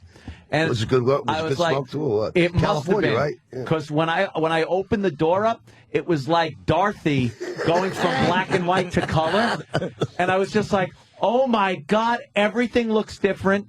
My whole point of view on everything changed. My priorities changed. It just became, I need to smoke pot all the time. And school went right down the shitter. I tell Done you, with it. my wife doesn't do any drugs at all. But when I first met her, I got her loaded on weed, and I had to blow it into her mouth and stuff like that. I thought I was going to get a great piece of ass. I ran down to the candy machine 7 times for her. I got laid. I've never had candy so good. Yeah, why is this so goddamn good now? I've never had don't a wanna go Hershey's there? Kiss this well. Danny just found another picture of your daughter. What? She's a very pretty girl. What are you going to fucking say? Danny's too scared to put it up on Why? the screen Why? for Mr. She's- Money. I've never seen any. She's a beautiful girl. She's what? She's getting Look at ready her. for Her what? One face of the is shows? pretty. She got a Well, beautiful she got, figure. she did that Rock the Cradle. That's And, what I okay. And she just, I saw and that she was show. really, really good. She was Yeah. next to Chloe, who was Olivia Newton-John's daughter. Right. And Chloe was like, Olivia Newton-John was always gone, and she was in House by House self, and she was anorexic. And everybody votes for those kids on the show, are voting for the kids with the most problems. Chloe looked like an alien on that show. I watched this show actually. But my daughter sang her ass off, and she got yes. bumped. See, political reasons, they bumped her first. What you did know? she say? What So kind she of- turned around and wrecked the dressing room. That's my little girl. Did she really? Fucking A, she did. She thinks after the old man. Are you kidding me? I'm scared of his daughter, man. Maniac. Don't ever bring her The around. Money family is that's something, man. What is she? What kind of music? She's like Janis Joplin. She's got some really good songs. She did a great version of "I Want to Take You High" by Sly and the Family Stone. Oh, really? And my can we guitar hear that? player is writing songs for her. That. Yeah. And now she did a great version of Turtle Blues. She loves Janis Joplin. She loves Janis Joplin. Does she have that kind of raspy voice? Yeah, she does. Thing that She a lot of gets up soul and to kicks it. ass. Yeah. It's incredible, man. It's probably raspy from screaming at people. I love this chick. She got nodules from yelling at various people. Jesus Christ. She's beautiful, man. That's she's something, beautiful. Eddie. Jeez. Yeah, Eddie. I don't think you have to worry. I think she's she had can the take same care of voice for herself. the last 5 years. Yeah. Of course, they met in continuation school, Con school. I went there. I went there in California. My daughter was 14 years old, and she's going to summer school. She goes to summer school. They found an ounce of pot in a desk, and I'm going, "My God, what's going on?" Then she writes the letter. Well, I found it in my father's drawer in the guest house. Oh, great. So my wife Sell blames you me. out. I told you us kids were going to use drugs because you use drugs. Oh God, But why would you take an ounce with you? Why not just take enough for the Just day? a little bit. I have no idea. My daughter. It's not for some one-hitters. Everything Eddie. in excess. Right. with her. You didn't teach her right. Roll a couple of joints, put them in somewhere, You know, where No the one's gonna cops are sing going 'em. to frisk you. and Well, thank you're God good. those dogs are looking for bombs and not pot on the plane. Or I wouldn't be here today. You don't have connections on Long Island? What's wrong with you? What's wrong with you? Got to bring it from California, baby. That's That is true. It's like after a while, your contacts go away, go to jail, wherever on Long Island. Actually, I got a buddy in Oregon, which is fantastic. Your governor out there wants to legalize. We're getting closer to possibly legalizing the pot. Schwarzenegger. Huh? Yeah. The state's in such a desperate place. He's Well, thinking actually, of you doing get it. a medical marijuana card. Right. It's We've smoking talked out there about for it. nothing. Doug Benson was in here going. Does a sciatic nerve No, I get had a you that? medical or- marijuana card, but now I'm a Floridian. I got separated, so I moved to Florida. So I lost my citizenship in California. Oh shit! So now I got to get arrested with everybody else. You know? So wait, you're not with your wife now? Yeah, well, You are, but now we're you're- back. You know, Sorta. she's great. Yeah, I just spent the whole day with her for Mother's Day. Bought her a really nice pair of earrings, and I'm still crawling back. She's a gorgeous woman. She's size 0, #1 in the spin class. She looks amazing. So, once you get on the top shelf, it's hard to go for the leftovers for you. Guy makes the point. You don't want to go down, you know? Yeah, yeah. You don't have to trade down. Listen, I hear your guitar player's 10 minutes away. We should take a break. Go ahead, guys. Continue with Eddie Hey, Money. you know what? I want to talk about your listeners. I'm very bored. No, I want to talk No, about are you GTA. No, they're loving this, actually. Are you sure? I swear to you. They're like, you need a reality show. Oh, God, no. We were going to get a reality show, but my wife said you're famous enough. Knock it off. She went into that, you know? We're going to talk about Grand Theft Auto. He's got a song in there. Don't say it now, but I want to get your wife's opinion on GTA. And you got everyone covering your songs now, Eddie. You got Hinder doing one, and Foo Fighters are doing Baby Hold On. Yeah. And then Hinder does Take Me Home Tonight. Yep. You know, our own David and Kenny, they're a wonderful... I'm a big duo. Rot Gut fan, though, baby. We'll talk about that next. That's going back. I had my cousin who was traumatized when you guys all hung yourself on stage. Yeah. He still has nightmares about it. He's been in and out of rehabs for years because did you guys actually? Yeah, we had the harness nooses, and we did one whole song just That hanging was by the the neck big hit about of Long Island for 10 years. Yeah, I know. Nobody stopped talking No, about we that. figured let's That just was go a hell out of a there and band you hang guys had, ourselves. Now we're trying to convince him to do it for real. Let it be known that Eddie Money knows Anthony. They were bigger than the and rich Rot kids, Gut. for It Christ's was sake. like, They were yeah. bigger than the rich kids. Do you know Jim Norton? It was a big Do you know Jim? Jim? That comedian. I've Jimmy Norton. I've seen you on television. Yeah, yep. Nah, that's I'm not an a good one. I'm an ex-cop. I never forget a face. Yeah. Ex-cops always got faces. Well, do you remember those lips sticking through a glory hole? Why do you think that I'm the fucking giver and not a receiver through a glory hole? I don't know. I don't like how you paint me as a kneeling sub. The doctor told them take two of these 3 times a day for the rest of your fucking life, okay? Eddie, we got David and Kenny. They're a duo that sings. Sure. And they covered one of your songs. Fantastic. Oh, they did? Yeah, you want Which to put one? the headphones on? This is Well, I sold my royalties to buy my wife a house. She threw Well, me that's out, true. you know? This is Take Me Home Tonight. Their version. Want to hear it? I don't want to. Sure. It's unbelievable. Here it is. Like karaoke version.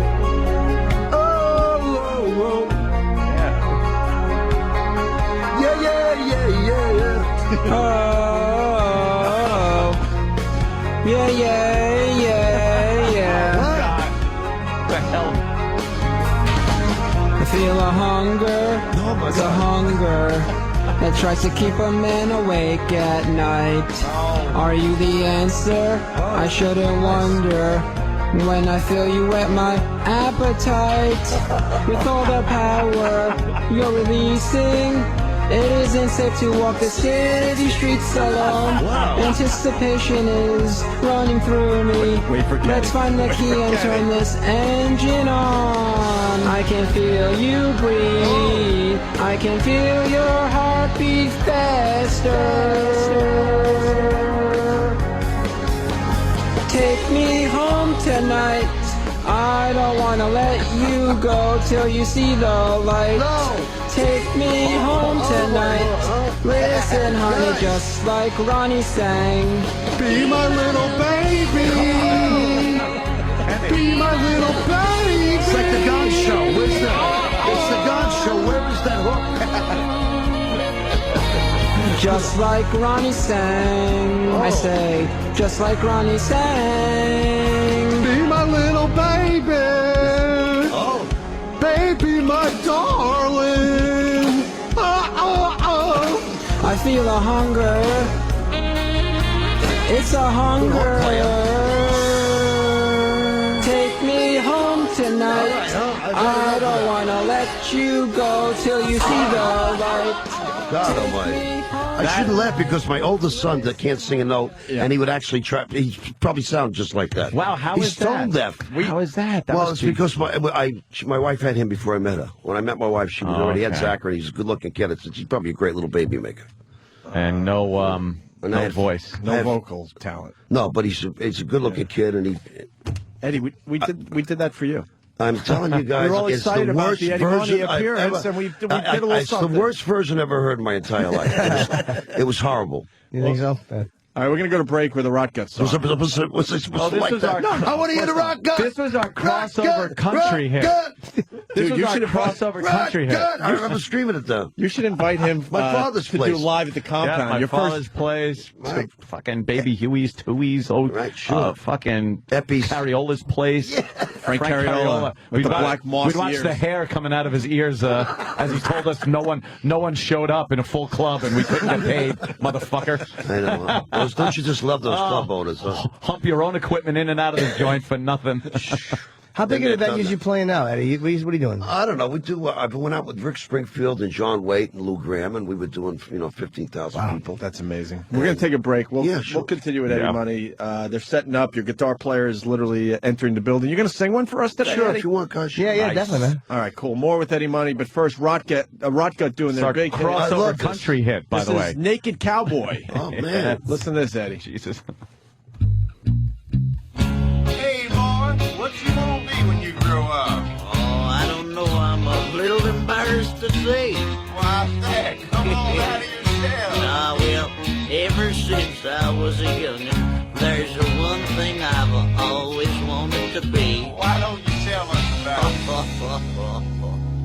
Well, I wanna be a naked cowboy! Well, I'd rather be in the nude.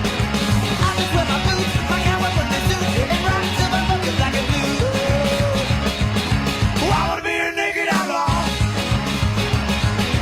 I wanna rob a bank in the raw. I just wear my hat, give you a back to back, and smoke so they can sing and sing a song. Alright. Naked in the meadow. Alright. Naked on the plain. Alright. Completely naked on dress first on my horse. Till I ain't in vain. Well, I wanna be a naked western hero. Nothing but my holster at my side. I ride on out of town and you may post them down. All you see is the thunder right behind. Alright. Naked in the meadow. Alright. Naked on the plain. Alright. Completely naked on dress first on my horse. Till I am in vain.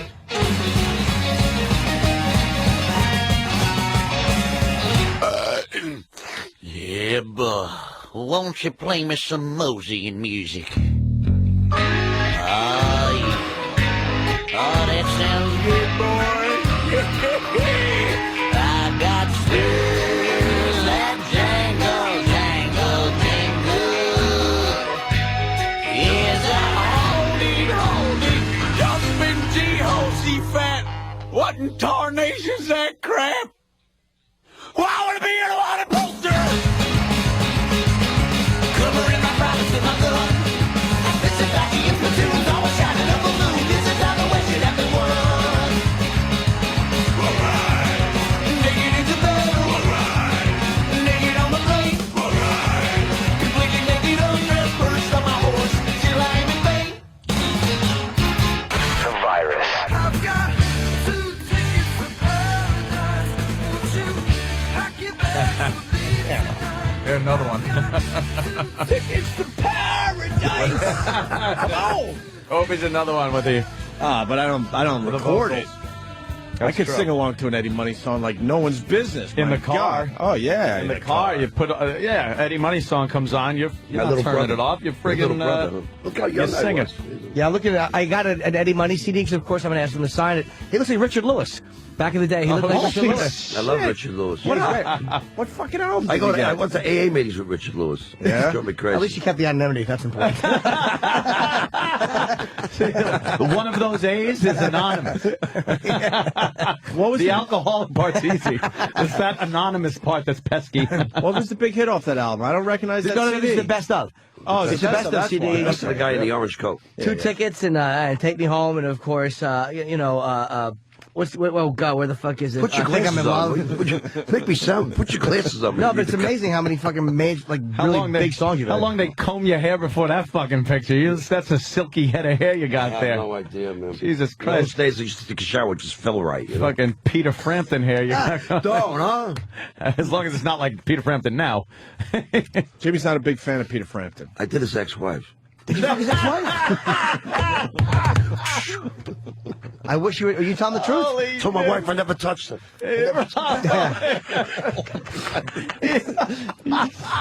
He rolls. Holy Quickly shit. climbing up the charts as one of our best guests ever.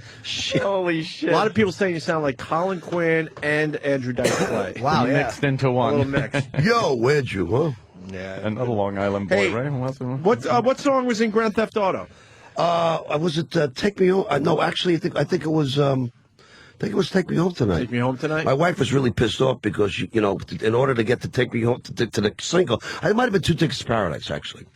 And they had a little thing where you got to do two prostitutes and you win something, and then you got to listen to Eddie Money. My wife said, the game is horrible.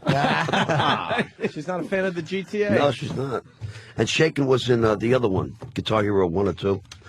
I don't know. Oh, that was years ago. Another one, Guitar Hero 17 right now. Yeah. Guitar Hero had Shaken in it. Right. I was big there for a minute. Do they keep Her Tits Were Shake? Yeah. Oh, yeah, Guitar Hero doesn't care. Don't bring that I'll up. the words I up. lost so much money saying tits, I couldn't believe it. You really think if you changed that word, that Yeah, it would have been a top 10 single. I was told by the FDAA. You know, they told me that. AM would have grabbed it. Yeah, for sure. God, that's But I was, young and dumb, and I had to say tits. How much does that cost you? I'd have to say it cost me close to $500,000.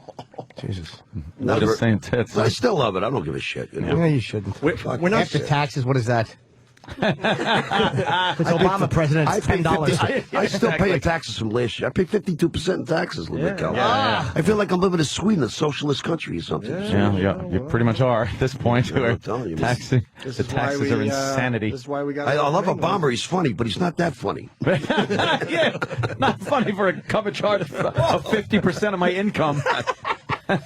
Hey, what's the biggest gig you ever did? Like the biggest person you ever played for, the most impressive one you ever played for? I played 650,000 people at the Yes Festival with the Police. And we played in the middle of the afternoon. It was 105 degrees out. And we did Give Me Some Water, and Bill Graham hit everybody with the hoses. It was the highlight of my career. Wow. That's it, right there. really That was the fantastic, highlight. yeah. Wow, that's cool. 650,000 fucking. And he's people. looking at me. He says, Eddie, come here a minute. Bill Graham says to me, come over here. And a little coke coming out my nose. He wipes it out of my nose and says, go make me some money. You forgot a little. You forgot a little, right? Yeah. You want to sing a song? I see you got Sure. your guitars in the corner. This is Steve Ronson, everybody, my musical director for the play. What's up, Steve? I don't know what He's very, very talented. He plays drums, he plays guitar, he plays bass, he plays everything. It was great to just have to hire one guy. I loved it. Yeah, really. So One guy in Pro Tools and you're living large. He paid for one guy. Now, right? can you guys do the Waited So Long? Waited so long. They could. Yeah, we'll all help out. Nah. Don't, you know, Sure. They'll know if I'm in there. make sure the guy in the gray suit doesn't come in here and sing that. Kenny. Oh, Kenny, that's Lurch. Tell him to keep the day job, will you, please? When do we say waited so long? I'll chime in 'cause I used to sing. Come on, you'll get it. You'll Come know. on. You know. Okay. You'll reminisce. It'll take you back 20 years, you know. Hold on, I'm 3 getting- rehabs ago. 3 rehabs ago. Come on.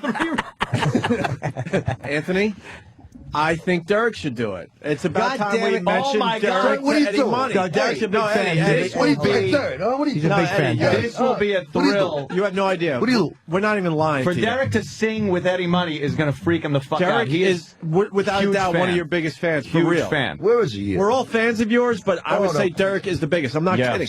We're not fucking playing right now. I tell you, you guys got a great radio show. Wish you nothing but success. It's yeah, What's this? so we've been wishing for success. Here's Derek. Give There it is, Derek. Hey, Derek, huh? Eddie, I love it. He Derek. comes in, he starts cursing. This is Yeah. it's a great place to be on radio. Yeah, I know. You can say whatever the hell you want. It's Exactly. amazing. Is it true Eddie Money's one of your favorites? Oh yeah, I love Eddie Thank Money. you so much. I wish my wife was a fan. What do you love about Eddie Money? No, he's just great. I love going to like the summer shows and stuff and seeing him rock out and stuff. Right, yeah. What's your favorite Eddie Money song? I'd say Shaken. Tits? You got to keep bringing it up. $500,000, Opie. Come on. One lousy Come word. on. What would you have changed it to, and then you would have been $500,000 richer? Look, I was doing it with Her Andy. boobies were The shaking. skin under her biceps were shaking. That doesn't sound sexy. How about her cum milkers? How about them silver dollar nipples? Her feeders. I can say shit like this. Her feeders, Yeah, her that's udders. amazing. I love the show. Oh, yeah. Derek is no joke, Eddie. Your biggest fan. Huh? Why didn't he shave, for Christ's sake? Yeah, he's what's your cop always Is Eddie Money in your top 5?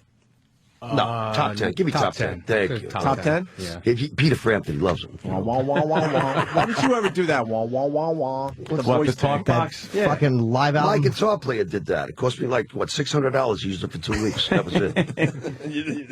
Used to make them out of a horn driver. Like if you take the part of this, Oh, how about the when you horn had the driver out of here, and get the tube and hook it up to there, and then hook it up to the amp. Well, when you'd we were actually kids, make a talk box. Well, when I was in the Grapes of Wrath, we actually had we took a pipe pan and cut a pole out of it, so it made it like the old movies. What do they call it?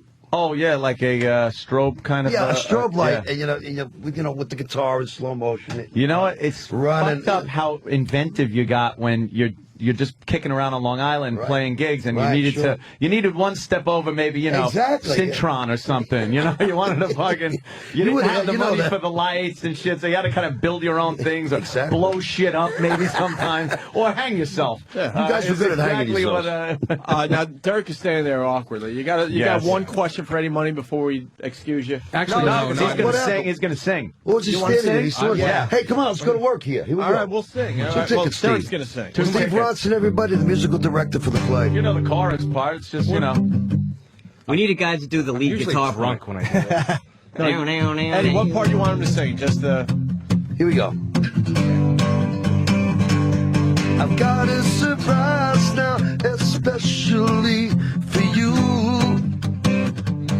It's something that both of us have always wanted to do. Here we go. You waited so long. You waited so long. You waited so long. You waited so long.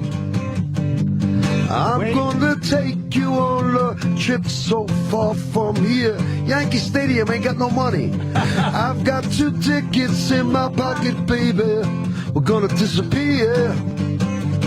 'Cause you waited so long. You waited so long. You waited so long. You waited so long. I've got 2 tickets to paradise. Pack your bags, we'll leave tonight. 2 tickets to paradise. 2 tickets to paradise. There you go. Did I get the job or what? Oh my God! That's really good. Did I have my phone? There you go, Derek. Does the Now you club owner sang have my with- number or what? You sang with Eddie Money. That's pretty fucking cool, no, Derek? Yeah, man, totally. I didn't expect that. I suck, though. I Nah, you were all right. Derek was kind of bragging. He's like, I'm good. I mean, he'll like me if I can sing. Well, in the play, I'm on the police department, and the band really hates me because I got short hair, and everybody in those days, long hair was so hip. The Beatles, the Stones, Bob Dylan, and I had short hair, but I was the best singer around. I might have been on the police department, but I was still, Billy Joel, and it was me. Of course, he was making records, and I wasn't, But at the same time, that we did this song called "I'm Walking Home," and it's freezing cold, and the next day the band's leaving for California. And my hair's getting really long, and my father's want me to cut my hair, and he's really, really pissed off. And I'm walking back with Kevin, who's actually still my good buddy. He's in the program. He's kind of boring these days, but he's still one of my best friends. He's on a 7-step like I give a shit, And we did this song called California, Here I Come. We'll give you a little of that. All right, here we go. I'm always freezing. What key am I in here, huh? I'm always freezing. All right, here we go. Sorry. There you go. All right, 1, 2, 3, and I'm always freezing, got this coat and this big sweater. In California, no one worries about the sinking weather. The sun is shining, golden bodies on the beach. It's not that far away, it's in our grasp, it's in our reach. We got the band, we got the look, you know we got it all. You're not a cop, you're born to rock, you're gonna have a ball. Let's go to somewhere where the sun is gonna shine. You're like a Boy Scout, come on, you ain't really fighting crime. California, here I come. Come on, guys. All the sunshine, all the fun. Get on that plane, we gotta run. California, here I come. That's a lot of great songs in the play, though. You'll get a kick out of it. Nice. You're acting in the play? I'm actually narrating it, which is a lot easier than that. So I saw Jersey Boys, and it was so cool. And the Jersey Boys, I met Frankie Valli. We did a TV show together, which always lasts 2 or 3 days. You know how TV shows are in Los Angeles. So I got we got to talk and stuff like that. I saw Jersey Boys, and in Jersey Boys, his daughter ODs and dies. And I'm looking at Jersey Boys and the 4 seasons, and it reminded me so much of my first band, The Grapes Are Rare. And I had a bad major overdose, but I lived. And I wrote that album, No Control, about the overdose. Well, they took me to the hospital, you know, No Control and stuff like that. So I decided to put the whole play together. And actually, the Two Tickets to Paradise is a lot like Jersey Boys. Because Jersey Boys made $250 million in 2 years. And I'll be lucky, you know, I don't know how I'm going to do, you know, make some money for the Elizabeth Glaser Pediatric Science Foundation. I'll be happy. But that's cool. You're, you know, inspired by that. And then it was a great play. I mean, I love Jersey Boys. You know, it was really a lot of fun. Yeah.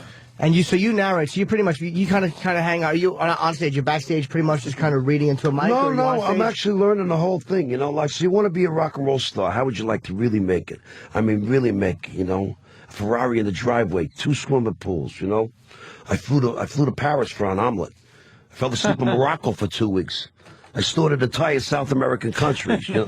And then, you know, I go into this big spiel of the opening rap, and then the band starts playing, and it's really, the play really moves. It's got a good movement to it. It's got a bunch of new songs in it, so. What do you hoping happens from it? Like, obviously, you're doing it for a couple weeks now, and do you want to take it to eventually Broadway, or do you want to take it on the road? I mean, I don't want to go to Broadway. When they closed Young Frankenstein and Spam-A-Lot, 2 great plays on Broadway, when Broadway's falling apart, I'm not interested in that. You know what? I saw Young Frankenstein on Broadway. It was awesome. Good, huh? Yeah, it was really good. And I'm not really into the Broadway scene, but definitely. Let me get the plug in there, Eddie. 2 Tickets to Paradise, the musical at the Dix Hills Performing Arts Center, Dix Hills, New York, June 4th through the 7th, and then June 11th through the 24th.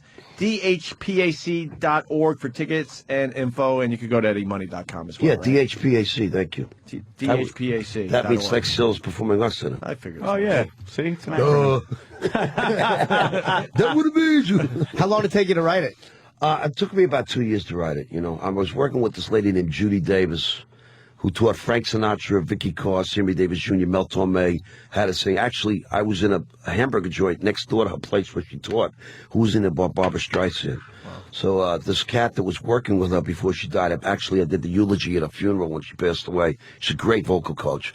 And I got into writing Broadway songs. When I was a kid, my parents used to go see Carousel, Damn Yankees, you know, and they would come home with my sisters and I would act out the play, you know. And it was, I grew up, I got a lot of Broadway running through my veins just from my parents going to all those shows. Sure. Don't play that record, you're going to scratch it. Yeah, with the big sarcophagus. Daddy bought it, you know, hey. Did you have the big sarcophagus fucking record player in the living room where you open up, it's like a coffin with the turntable inside and the speakers? How about the couches with, you know, the plastic on it? Yeah, with the plastic on it. You couldn't sit on the couch. What the hell did you have a couch for? Yeah, and then you put the album on there. It's not like you're going to catch your parents doing it on the couch, though. Not in the 50s and 60s. That wasn't happening. You walk out and your mother's wrapped up like a mummy in plastic with a load on her. That's lovely. Oh, shit. Hey, could you do a little shaking for us this morning? Sure. You know the key there, Steve Marino? Roseanne is dead at a caution of the drive. Where are we? Hire the handicapped on the watch. Sing it, good. I'll follow you. Give me the key. Roseanne. Too high, huh? This ain't the Vienna Choir here, guys. You know? Kick him in the balls. Roseanne. Start it, Richard. Steve. Roseanne's daddy had a car he loved to drive. She stole the keys and lied and took me for a ride. Turned up the music just as loud as it could go. Blew up the speakers in a Dennis video. She was shaking. Whoa, whoa. Snapping a finger. Whoa, whoa, whoa. moving up and down, around and round. The girl was shaking. Started tricking, woman thinking too straight. She was doing 80, I slammed on the brake. Got so high we had to pull to the side. Did shake it till the middle line. Shake it, snapping her fingers, moving up and down, around, around. Shaking. All right, Steve, shoot it up. Thank you. Yeah. I'm not getting paid for this, guys, you know? I should be cracking my crackers. I'm not getting paid for this. Yeah, you don't get the whole fucking And I love song. it. And we sell T-shirts to the women out there at night. It's for good cause, pediatrics, AIDS fund. But if I ran out of triple X's, I think I'd be broke. You know? Oh, no. The lady said to me, A lot of fatties, huh? do you have anything bigger than this triple X? She said, honey, we don't sell tents. We got the same audience there already. Yeah. No one under 250 admitted. Yeah, oh, boy. I'm telling you, the fans are great, though. I mean, I'm getting fat, too. Come on. You feel big, though. I hit Eddie's arm before. You you obviously a solid dude. You work out a lot? No, I don't. Did you? What I call working out is losing the TV controller and getting up and changing the stations, you know. I walked through a lot of airports. You feel like you did some lifting, though? Yeah, and back in the day, when I was in jail, I pressed. When I was in jail, it was great because I could sing and I was on the dessert. You know, I did all the desserts, you know. Hey, Eddie, give me a little more of coffee cake, baby. You got it. How long were you in for? Which time? For real? No, I did a little time back in the, harboring AWOLs back in the 60s.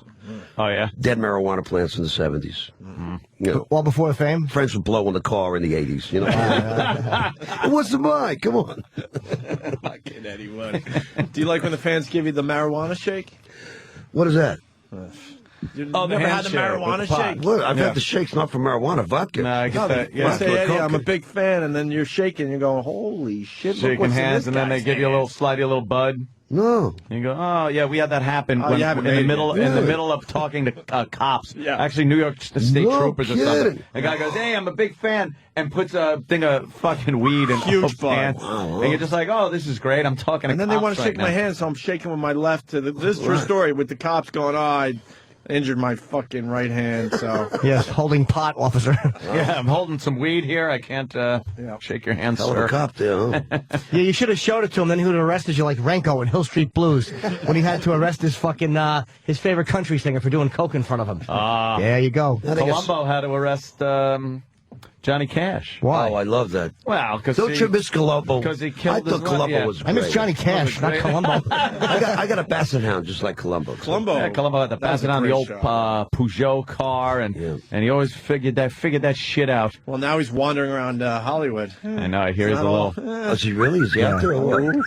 Not all there. Did I Kind like go out or what? Poor huh? guy. Yeah. That's me in 20 years. Let him out.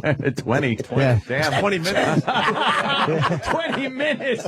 Jesus, Hope, give Thanks, the guy a Hope. little time. Hey, Opie, forget about those backstage passes. Shit. Come on, I love you. You guys better get back to your show. Huh? You guys better get back to your show here, right? Yeah, this is you back wanna to the leave? show. No, I got a more important interview coming. You got, up. of course. That could be any interview. Yeah. I got Rosie O'Donnell's new talk show. Yeah, she's out. All right, you know what? That's a good show. It's called A Mouthful of Vagina. I love that show. Eddie, so you're going to be around for like a month, so come back in and we'll do another I set. appreciate Yeah. that. That's really great, We'll guys. go talk about I other think, shit. I think you guys are going to love the show, show Yeah, let's though. get the big plug in. How do we come see it? We got to contact you. Is somebody out there we can contact? Yeah, we want I'll to give go. him a Eddie. cell phone How number. about you buy a fucking ticket, Jim? No, we'll buy tickets. I was looking for it on the arm, as the police say, but I guess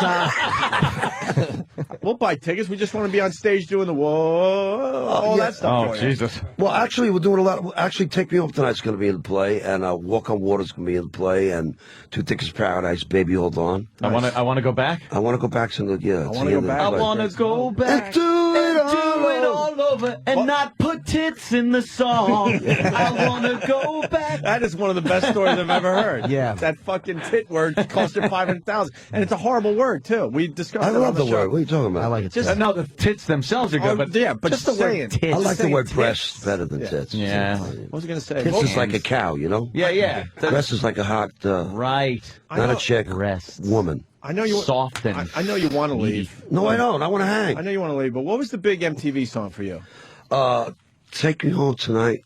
How to Be Take Me Home, right? Oh, yeah. On all Then I the want to go time. back, but I never see that because my first wife's in it, so, you know, we never got to... all shit. the videos that my first wife was in. I want to go It's back banned from before that. I tape this video and maybe throw her out of it. That's another one. Apolloni was in my video. Apolloni was in the Shaker video. Okay. And her boyfriend was a karate expert. He was ready to, you know, kill Kick me. your And I wasn't even getting any of that shit, and I was They still were getting shaking. blamed, huh? But you were shaking, and she was shaking. You got that right, huh? Yeah. I had my Some hand in my shaking. pocket. I was as far as I got. It was some shaking going on. So wait, your I had the ex-wife. phone on vibrating, so you only actually get these days, you know? Your ex-wife is in a video. You can't show it legally with her in it, or you just don't No, I want mean, to. well, my ex-wife was in a lot of my videos, and now my present wife, you know, she just, you know. Don't want to Here's what you do. Holy shit, what a nightmare that's got to be. Dude, Yeah. it's very Jimmy's simple. got the solution You- up to everything. And the fucking fans would go nuts because they know what you were doing. You block her face out. You superimpose. Like an old Stalin video As a when goof. they cut your shit out. Dude, you just block her head the entire time. People would go crazy for that. Pixelated. They would love it. Or just like a big donkey's ass or something over the face, and then fucking show the videos. Your new wife would be thrilled about Jesus. that. More importantly, you can't go to your new wife, but I'm Eddie Money. This is why we live how we live. She's not a fan. Of the ex. Fan of you. She was more into, she used to date Sean Penn back in the day. Oh, yeah? Making a movie back in the 80s. You know? Not fucking. She's not. Your wife's not a fan. She's a great lady. One But, you know, tone deaf son. I You told got her, you know, a daughter that's like a fucking tornado going through a place. No wonder you're Jesus drinking at Christ, 8 in the Eddie. morning. Got that right, huh? Jesus Christ. Do man. you, is she was she famous? Who? Your current wife? No, she wasn't famous. I mean, she used to do bikini things on boats, you know. You know, she's from Church of Christ. She couldn't dance in high school. There was no gambling. My brother-in-law is like this horrible gambler from hell. But, you know, anybody that you can't do this and you can't do that, they just turn out worse than anybody. They lose their minds You know? afterwards. Yeah, yeah. I mean, you know, she went to high school where they didn't have proms. Oh. They weren't allowed to dance, you know. But she learned how to, she was a hell of a dancer and stuff like that. Yeah, there were some girls that just never were allowed to do anything, go out. There was a strict adherence to, the mother used to have to look in the Catholic Digest to see if the films were condemned or good for the, and we go, yeah, we're going to see this movie. But Right. meanwhile, we'd go to see some other fucking, you know, Friday the 13th. Well, she didn't put, I shouldn't say she didn't put up. We didn't really have intimacy. She didn't put But, you know, out. she was kind of like one of those girls I did in high school. You know, I just had to wait and wait and wait. And anyone else? Next thing I know, all of a sudden she was pregnant. How long did you wait? And then after that, I was gonna. After that, we just had 4 kids in a row. You know, it was incredible. How long did you wait? More than a month? No. Oh, that's not bad. No, maybe 2 months. There were a couple of times, a good 2 months. She's from the sometimes South. They 3 know how to months teach from you. high school Those chicks. chicks from the South, they can teach you, man. They're the carrot, you're the mule. You know what I'm saying? Anyone else get the feeling that Eddie doesn't want to go home? I love to go home. I mean, yesterday was Mother's Day. I got a pair of earrings, and, you know. Yeah, see? I got close, you know. There you go. Nice. You got close. All right, let's get Eddie out of here. So the big, Oh, my God. the big plug, and you're going to come back, I hope, Eddie. I appreciate that so much. I love the show, guys. Thank you. 2 tickets to Paradise, the musical at the Dix Hills Performing Arts Center in Dix Hills, New York, June 4th through the 7th, and then June 11th through the 24th. DHPAC.org for tickets and info. And you're going to be touring all summer again? Yeah, I've got some shows coming up in Morrison, New Jersey. I've got a show coming up in Connecticut. Just go to my website, EddieMoney.com. EddieMoney.com, that I had to buy back from a kid when that whole thing came out.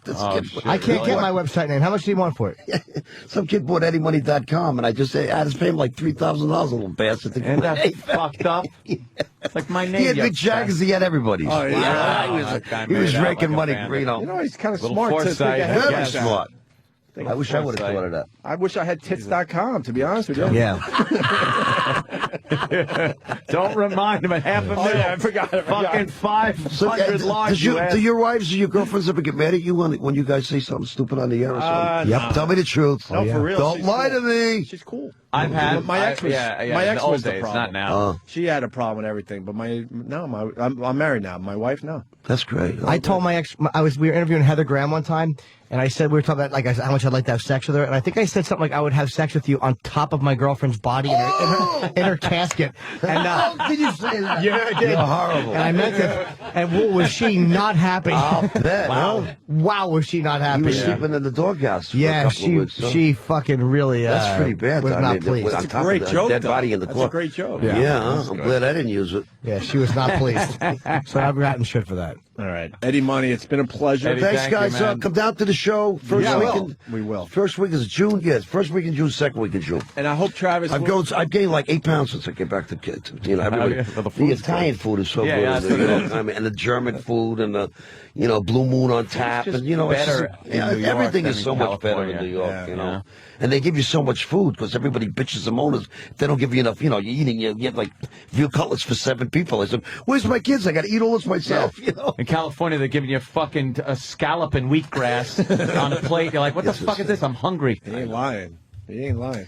I want to play some "Bring Me Some Water" as we go to break. Mama never understood what it's like for a losing man. Well, we're gonna play it. I do it every night, man. Yeah, we're gonna play it. So give your voice a rest. Yes, I can This is use my it. this is my song. This is my choice. I like this one the most. Thanks, Opie. I appreciate I'm a it, big man. fan of Eddie Money, but All I right. really like this one. Picture time. And I had to play a lot of records on the air before I got to talk for a living, and I used to love this Oh, one. you guys don't have to play music if you I don't don't want fucking know. We do it when we get a special guest like I yourself. appreciate it. Bring me some water, Eddie Money. We'll be back. Opie and Anthony.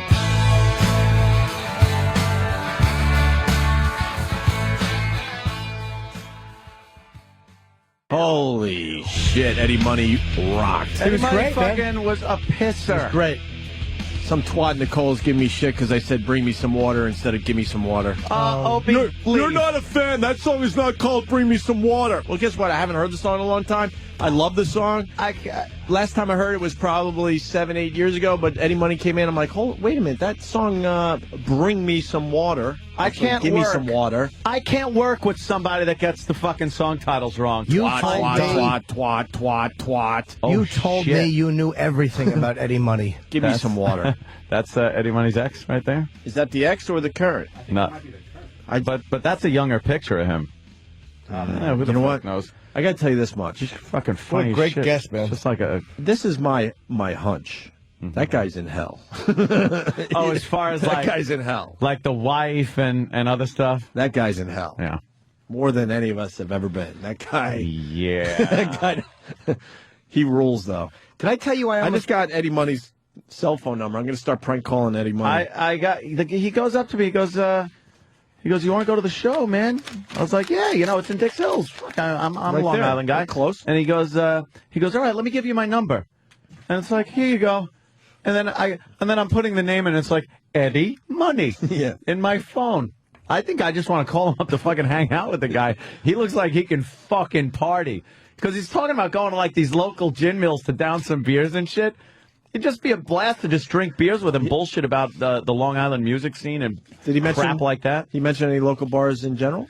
Yeah, In particular, there were a few I mean? of them, like some of the older bars that we used to both play at. There were bars you could go from L'Amour's in Brooklyn to fucking bars out in the Hamptons.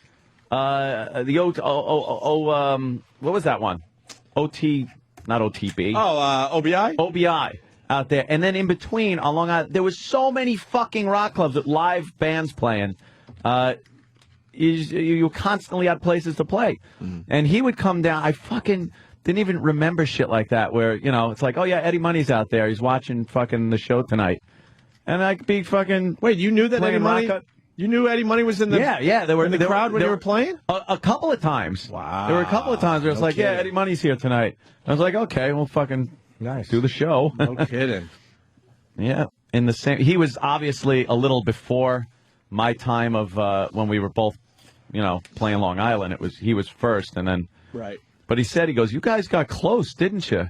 I was like, yeah. You go, and then grunge fucking hit and stuff like that. He goes, yeah, tell me about it. Fucking Kurt Cobain. Fucking shit. I was like, glad when he blew his head off. I went to radio, motherfucker. Gave us old school guys a chance again. I left like a rat leaving a sinking ship.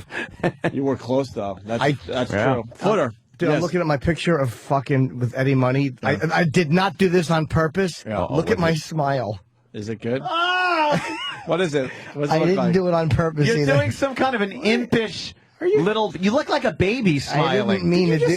Did you just steal my bit in front of my eyes? What bit? Show Anthony my picture with Eddie Money. I didn't even. Oh, I why didn't did you even make the see it. same fucking silly smile? I did not even see a Right in front of picture. my fucking eyes. Hold on. Did you make a funny smile? This is my new bit. Watch. Celebrity. I'll show it.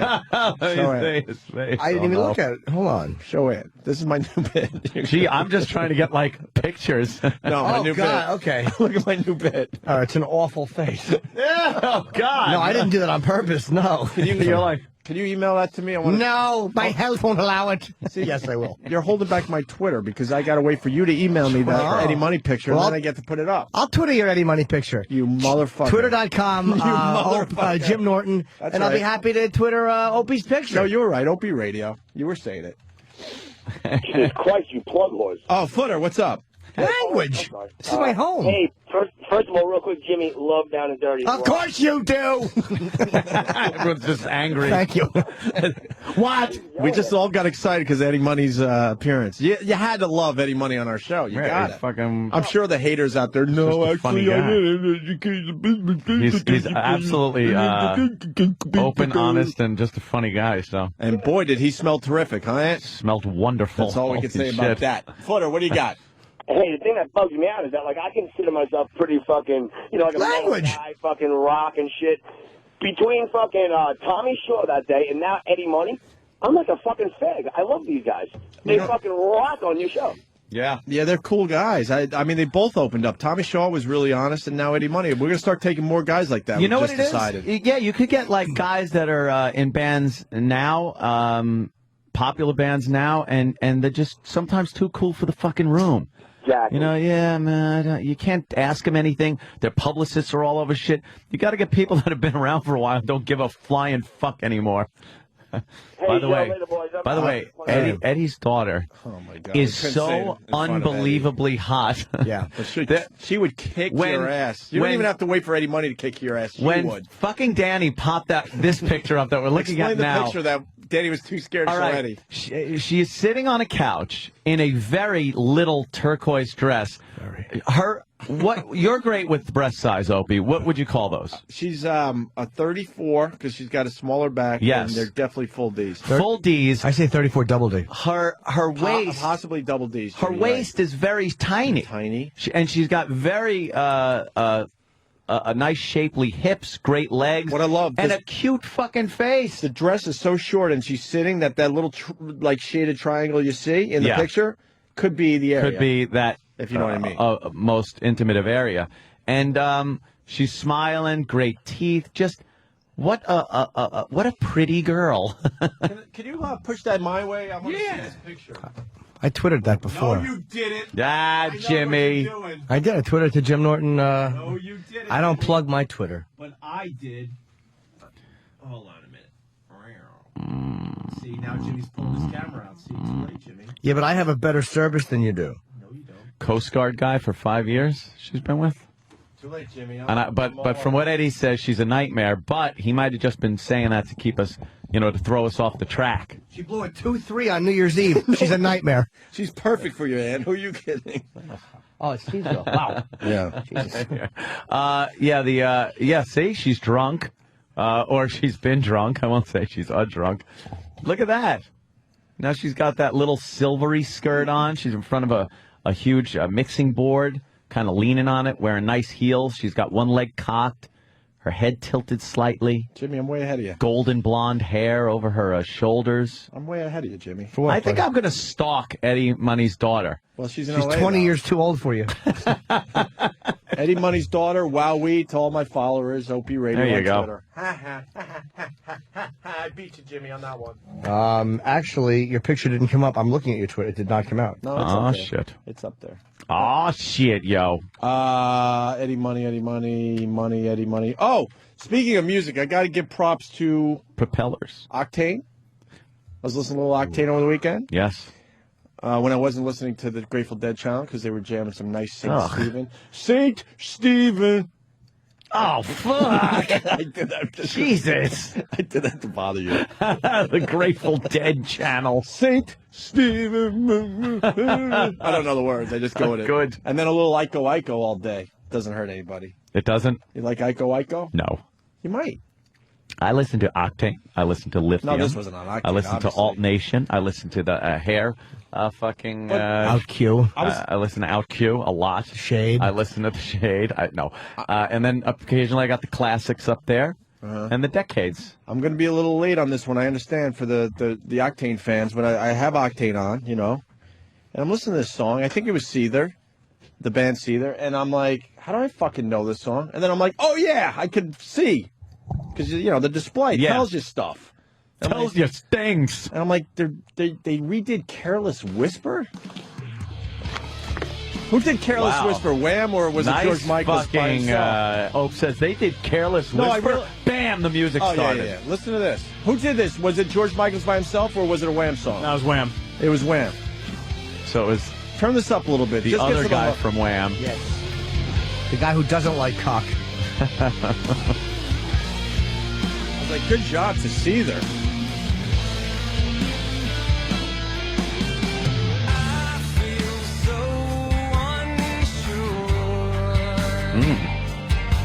As I take your hand and lead you to the dance floor, as the music dies. Would never fucking recognize this. It's good. It's one of those songs where I'm like, wait, I know this. How do I know this? Except for that riff. And actually, I didn't want to look down because I was trying to figure it out.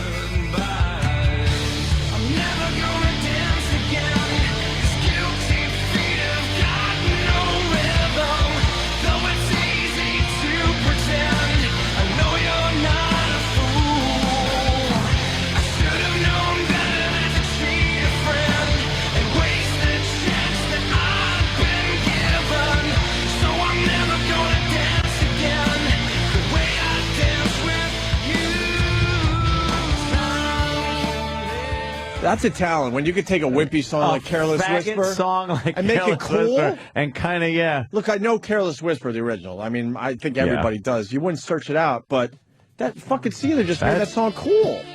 Here's the original? Listen to the original. Listen to the difference. Oh, Jimmy, get your dick out of my ass. Stop it. Not now. I'd catch to this song. I wouldn't pitch. Yeah, but if you're playing Seether, then you're giving. Just in a bathroom, jerking off in a fucking park somewhere. What's the difference?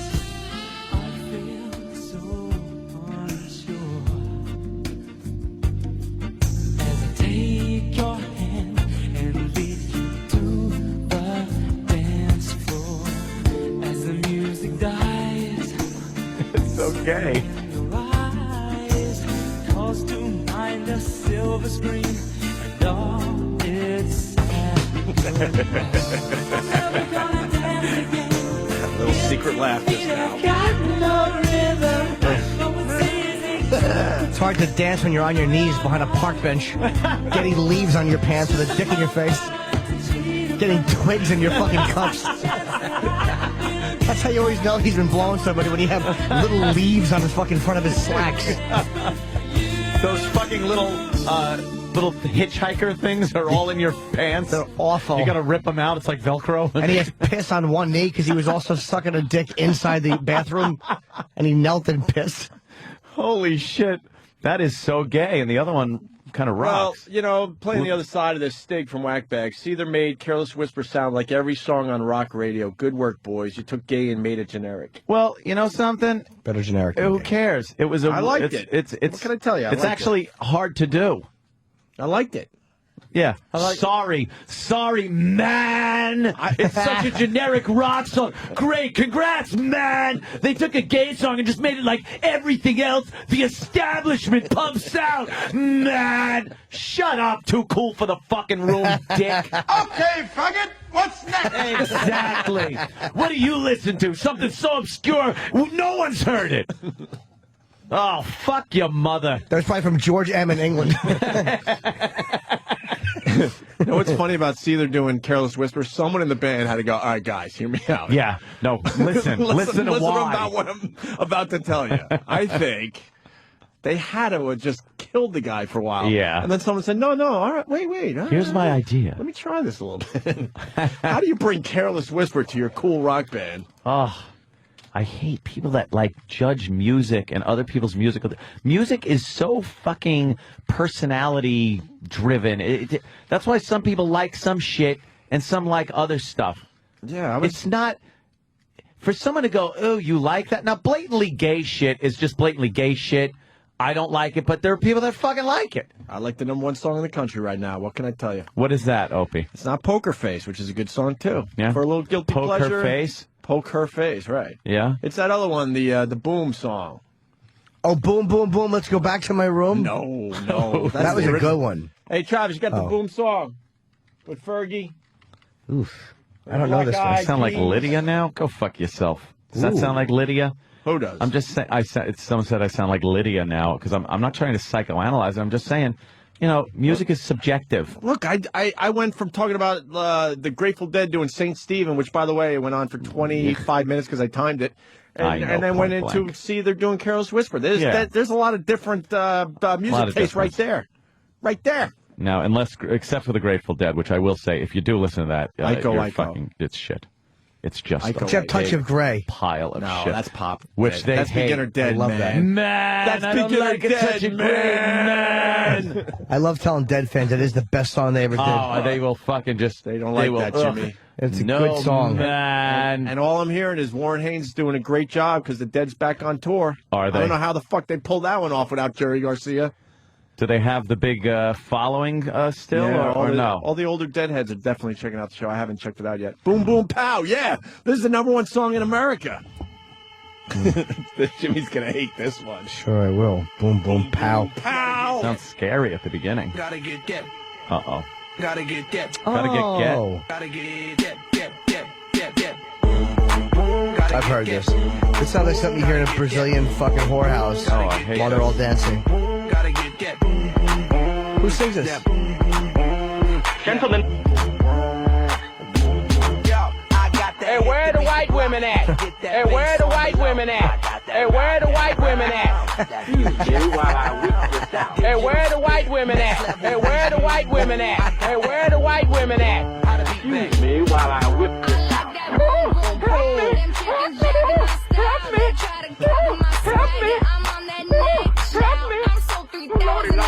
You so 2008. I got that boom, boom, boom, that future boom, boom, boom. Let's change it to boo, boo, pow, boo, boo, pow. You like this? I don't get it. It's catchy shit. The club song. All right, I'll do one more thing. Ting Tings were catchy. I'll do That's kind of stunk too. I'll do one more thing. I was on. Uh-oh. This is a bad one. What, one tire isn't enough? You want both of them? No. Both of those heavy rear bus tires? You know what? I know I'm getting ready to be thrown under the bus, but watch how I turn Getting this ready. I have to bend over and say, are you okay? Yeah. You're close to like exhaust fumes. Watch how I turn this around. Watch the confidence here in me. Okay. Break.com last night. Mm-hmm. Danny, follow me, please. Break.com. Little break. .com. You go to what the fuck is this? Go to Cool Videos, I think. Cool Videos. You got to get to the dirty videos. Go to boom, boom, Games boom. of War, I think. Up boom, top. boom, boom. That is annoying. Go to Cool Stuff, I think. And no, I only like things that are cool. Oh yeah, now go to Spicy Videos. Spicy. Let me turn you guys onto something, huh? Yes, I'm 18, right. motherfuckers. Oh, you got to say you're 18. Turn around to the boys. Go to Sweet Topless Girl Playing with Ice. Sweet Topless Girl Playing with Ice. Watch the video and listen to this. I need to know. The video itself is amazing, but I also want to know what the fuck the song is that she plays in the background. Holy shit! How did I just say myself or fat what? Tits. All right. You guys want this? Yes. Wow. Yes, we want this. God, she has big fat tits. Wow. I want to suck Good, them. because I'm really hot. She's a blonde, blue eyes, big heavy tits, Big tan lines, tits. little white panties. Very attractive. Listen to this song too. The whole thing just goes together. She is nice. rubbing her huge tits with ice cubes. Wow, what big fat. And she's making a face. She's got her teeth over her bottom lip. Opie, the song in the back, I wouldn't care if it was fucking taps or farts. Yes! Yes, we like this. it. Yes! Yes. Shut up! She's talking to me! I'm sorry! She's talking to me! Hi! I like that. And this song, I think, was in Eastbound and Down, wasn't it? When he went into the high school Oh my dance? God, she's putting him down her pants. She's going to get her pussy all cold. She's wearing nothing but a thong. Her vagina's going to pucker like an asshole. That's not sexy. Now she's got it in her mouth. She's licking it. Now Oh my she's God. sucking on the ice cube like it's your penis. Right, that's what I was imagining. I'm getting a rod. I told you. See? Did I come back strong To or the what? beat, I Did mean. I come back strong? What? That's an awful bedspread. It's the fact that you noticed the song's amazing. Oh, shit. Now she's turning around and just showing turned off her around. hiney. She's rubbing her ass with the ice cubes. And looking over her shoulder so you still get to see the heavy boobs. Oh, please have a dick. Did I think that or say it? I think you said it. Oh, wow. Oh, I know it's a side thing at this point, but someone tell Juicy. me what fucking song this is because I want to hear more of this shit. it's a song called Rape That Ass, I think. Nothing? Wow. No, I didn't hear a word you're fucking saying, Jimmy. Look at how what she does, she's not only gently rubbing her tits with the ice, she's pushing them up and rolling them, roll that around in her mouth. Yeah, but she's going to get her breasts all cold. She's going to catch her death. Oh, I hope not. Watch what she does now. Shh. Best part of the video. In her panties. What does she say, though? What does she say? Too cold. Too cold, Too man. cold. She can't do that. true. Oh, yeah, that needs to be warmed up. It's funny she pulled the ice out. It had hair on it and fucking... Cares? Put it in my fucking drink. I'll have a fucking hair martini. Oh, they are. Oh, That's boy, so funny. they're melting. It's melted.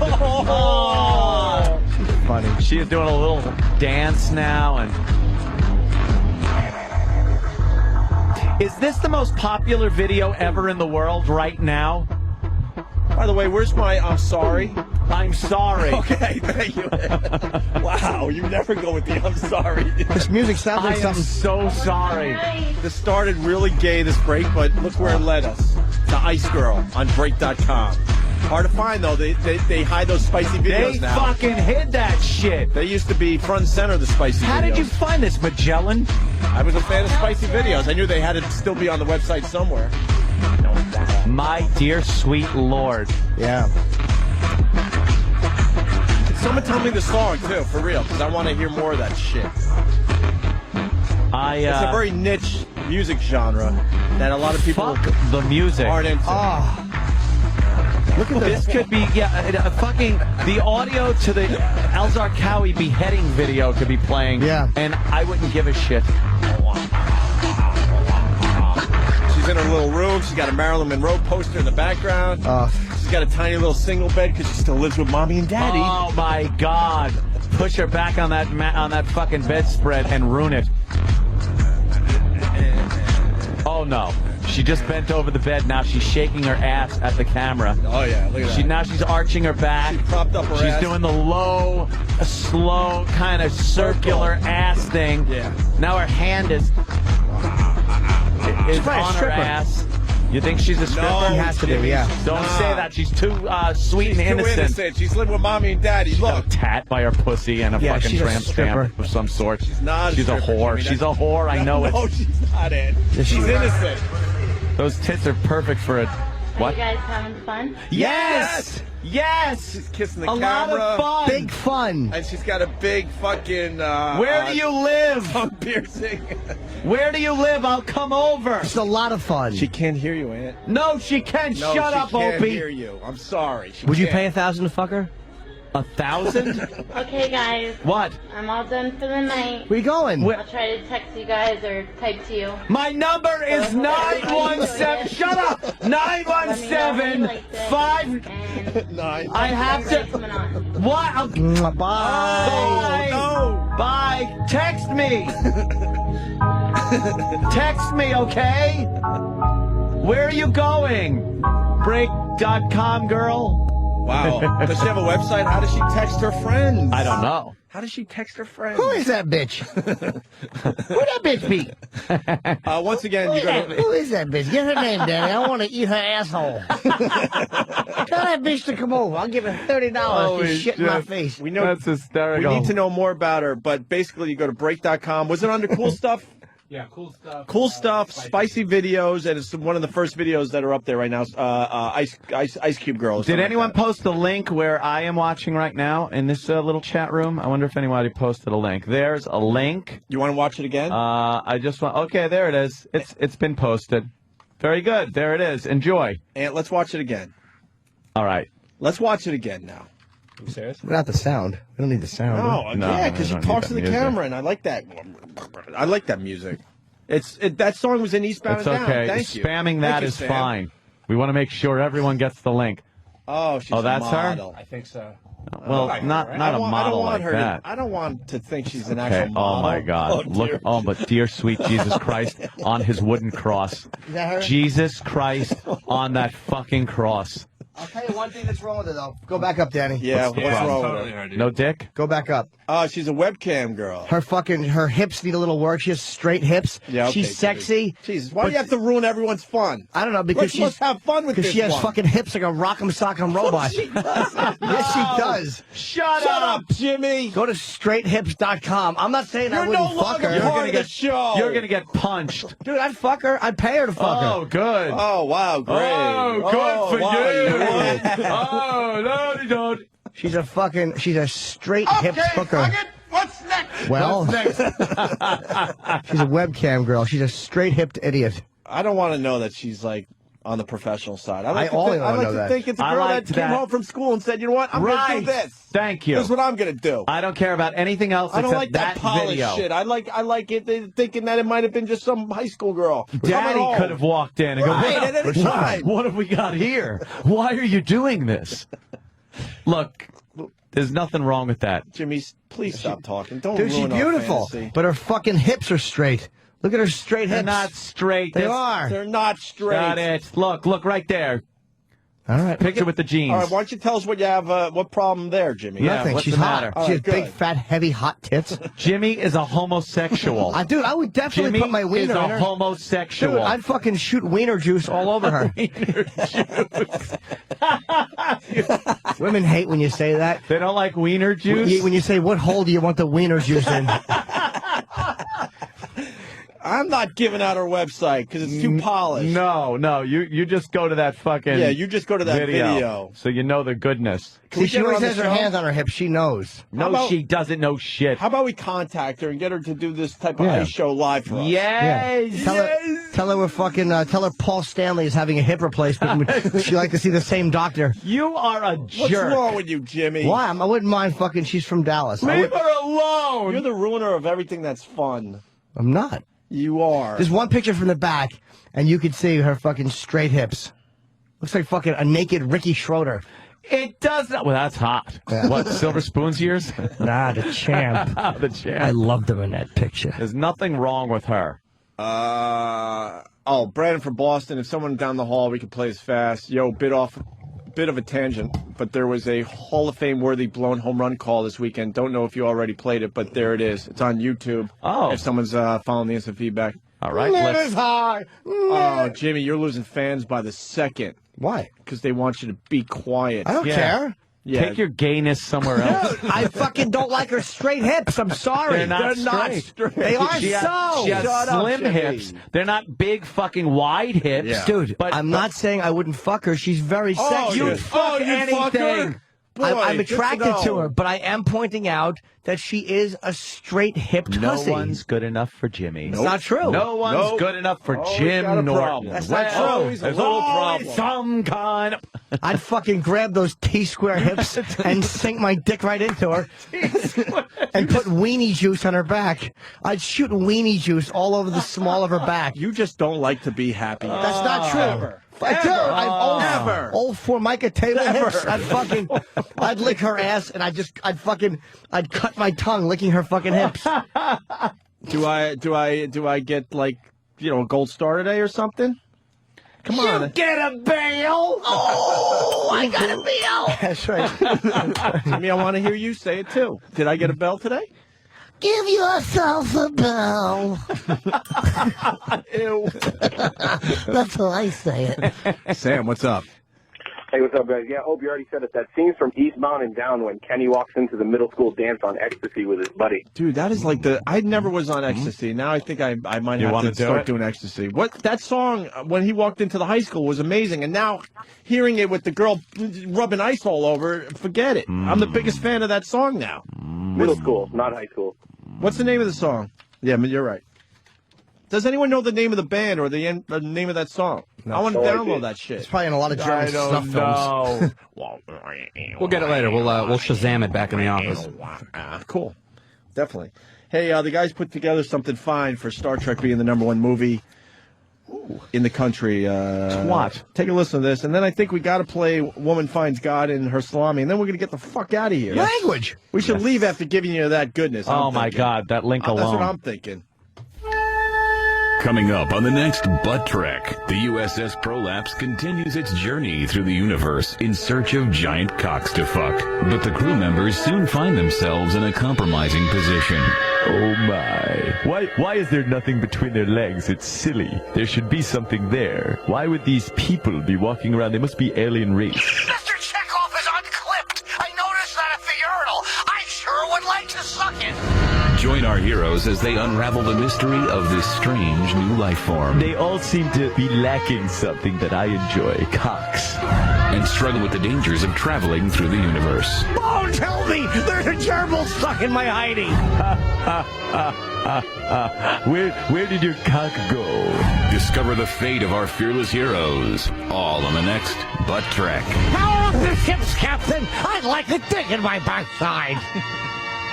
Good job by Derek and Steve.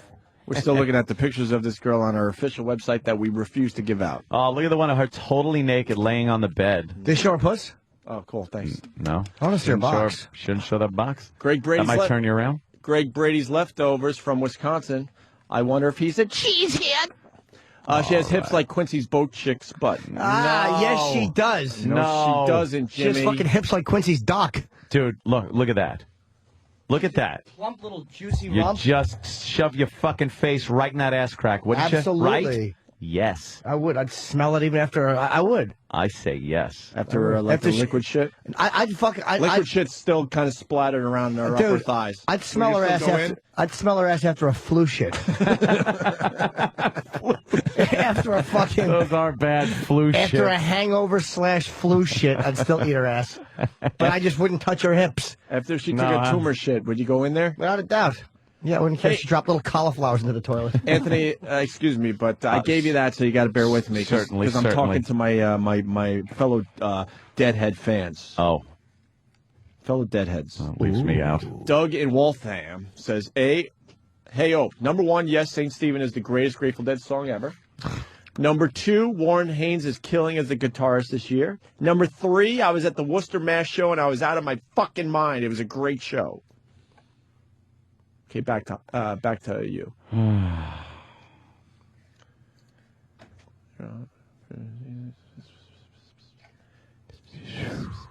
Song is called Sky Pilot by the Animals. No. Come on. Come on.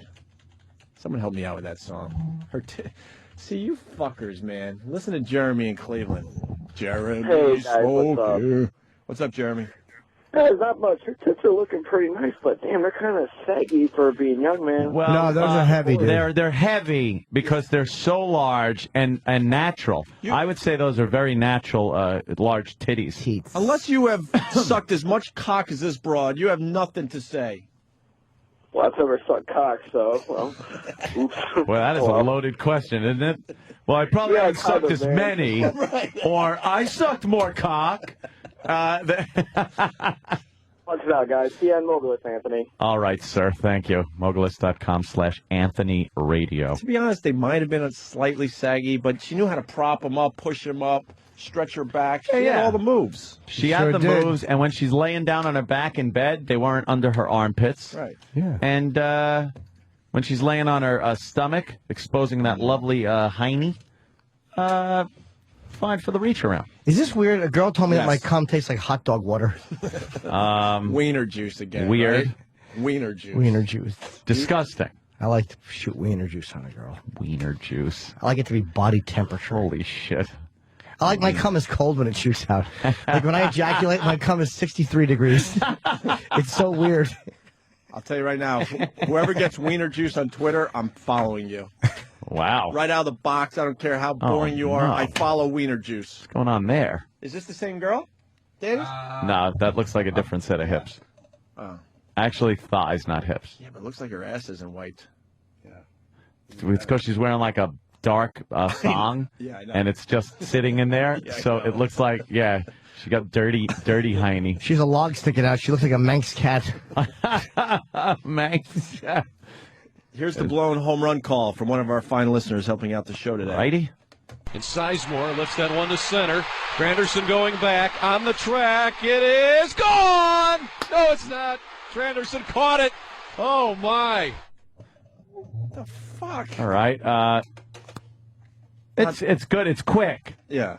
So you could use that for a bombed a joke. My favorite one we played a lot is the one where the guy goes, "What are they saying?" And we go, "Well, you're the one saying it. You're so why the don't you- one. Why don't you tell us? Tell us what they're saying. What are you. they saying? Where is that one? Wait, what are they saying? No, it's not. I don't know which one it is. Hold on. Oh, my. They always say, oh, my. Nah, he's good, but under the wall, missed call. Dustin Snap is there. The snap. No, that's Snap. He's got it, and down he goes at the 5-yard line. And it's out of here! Or is it? No, it's off the wall. My mistake. I thought the ball was gone, but apparently not. Right center field. McLeod is back This to is the it. track. He leaps at the wall, and it is gone. It just cleared. No, what do they they're say saying now? two. They're saying it's a double. It went just under the wall. That's not the one either. No, I it's don't not. think. What are they saying? I heard that one. I Ah, don't we'll know. find it, whatever. Hey, Chuck's got some info. Chuck. Yeah. Hey.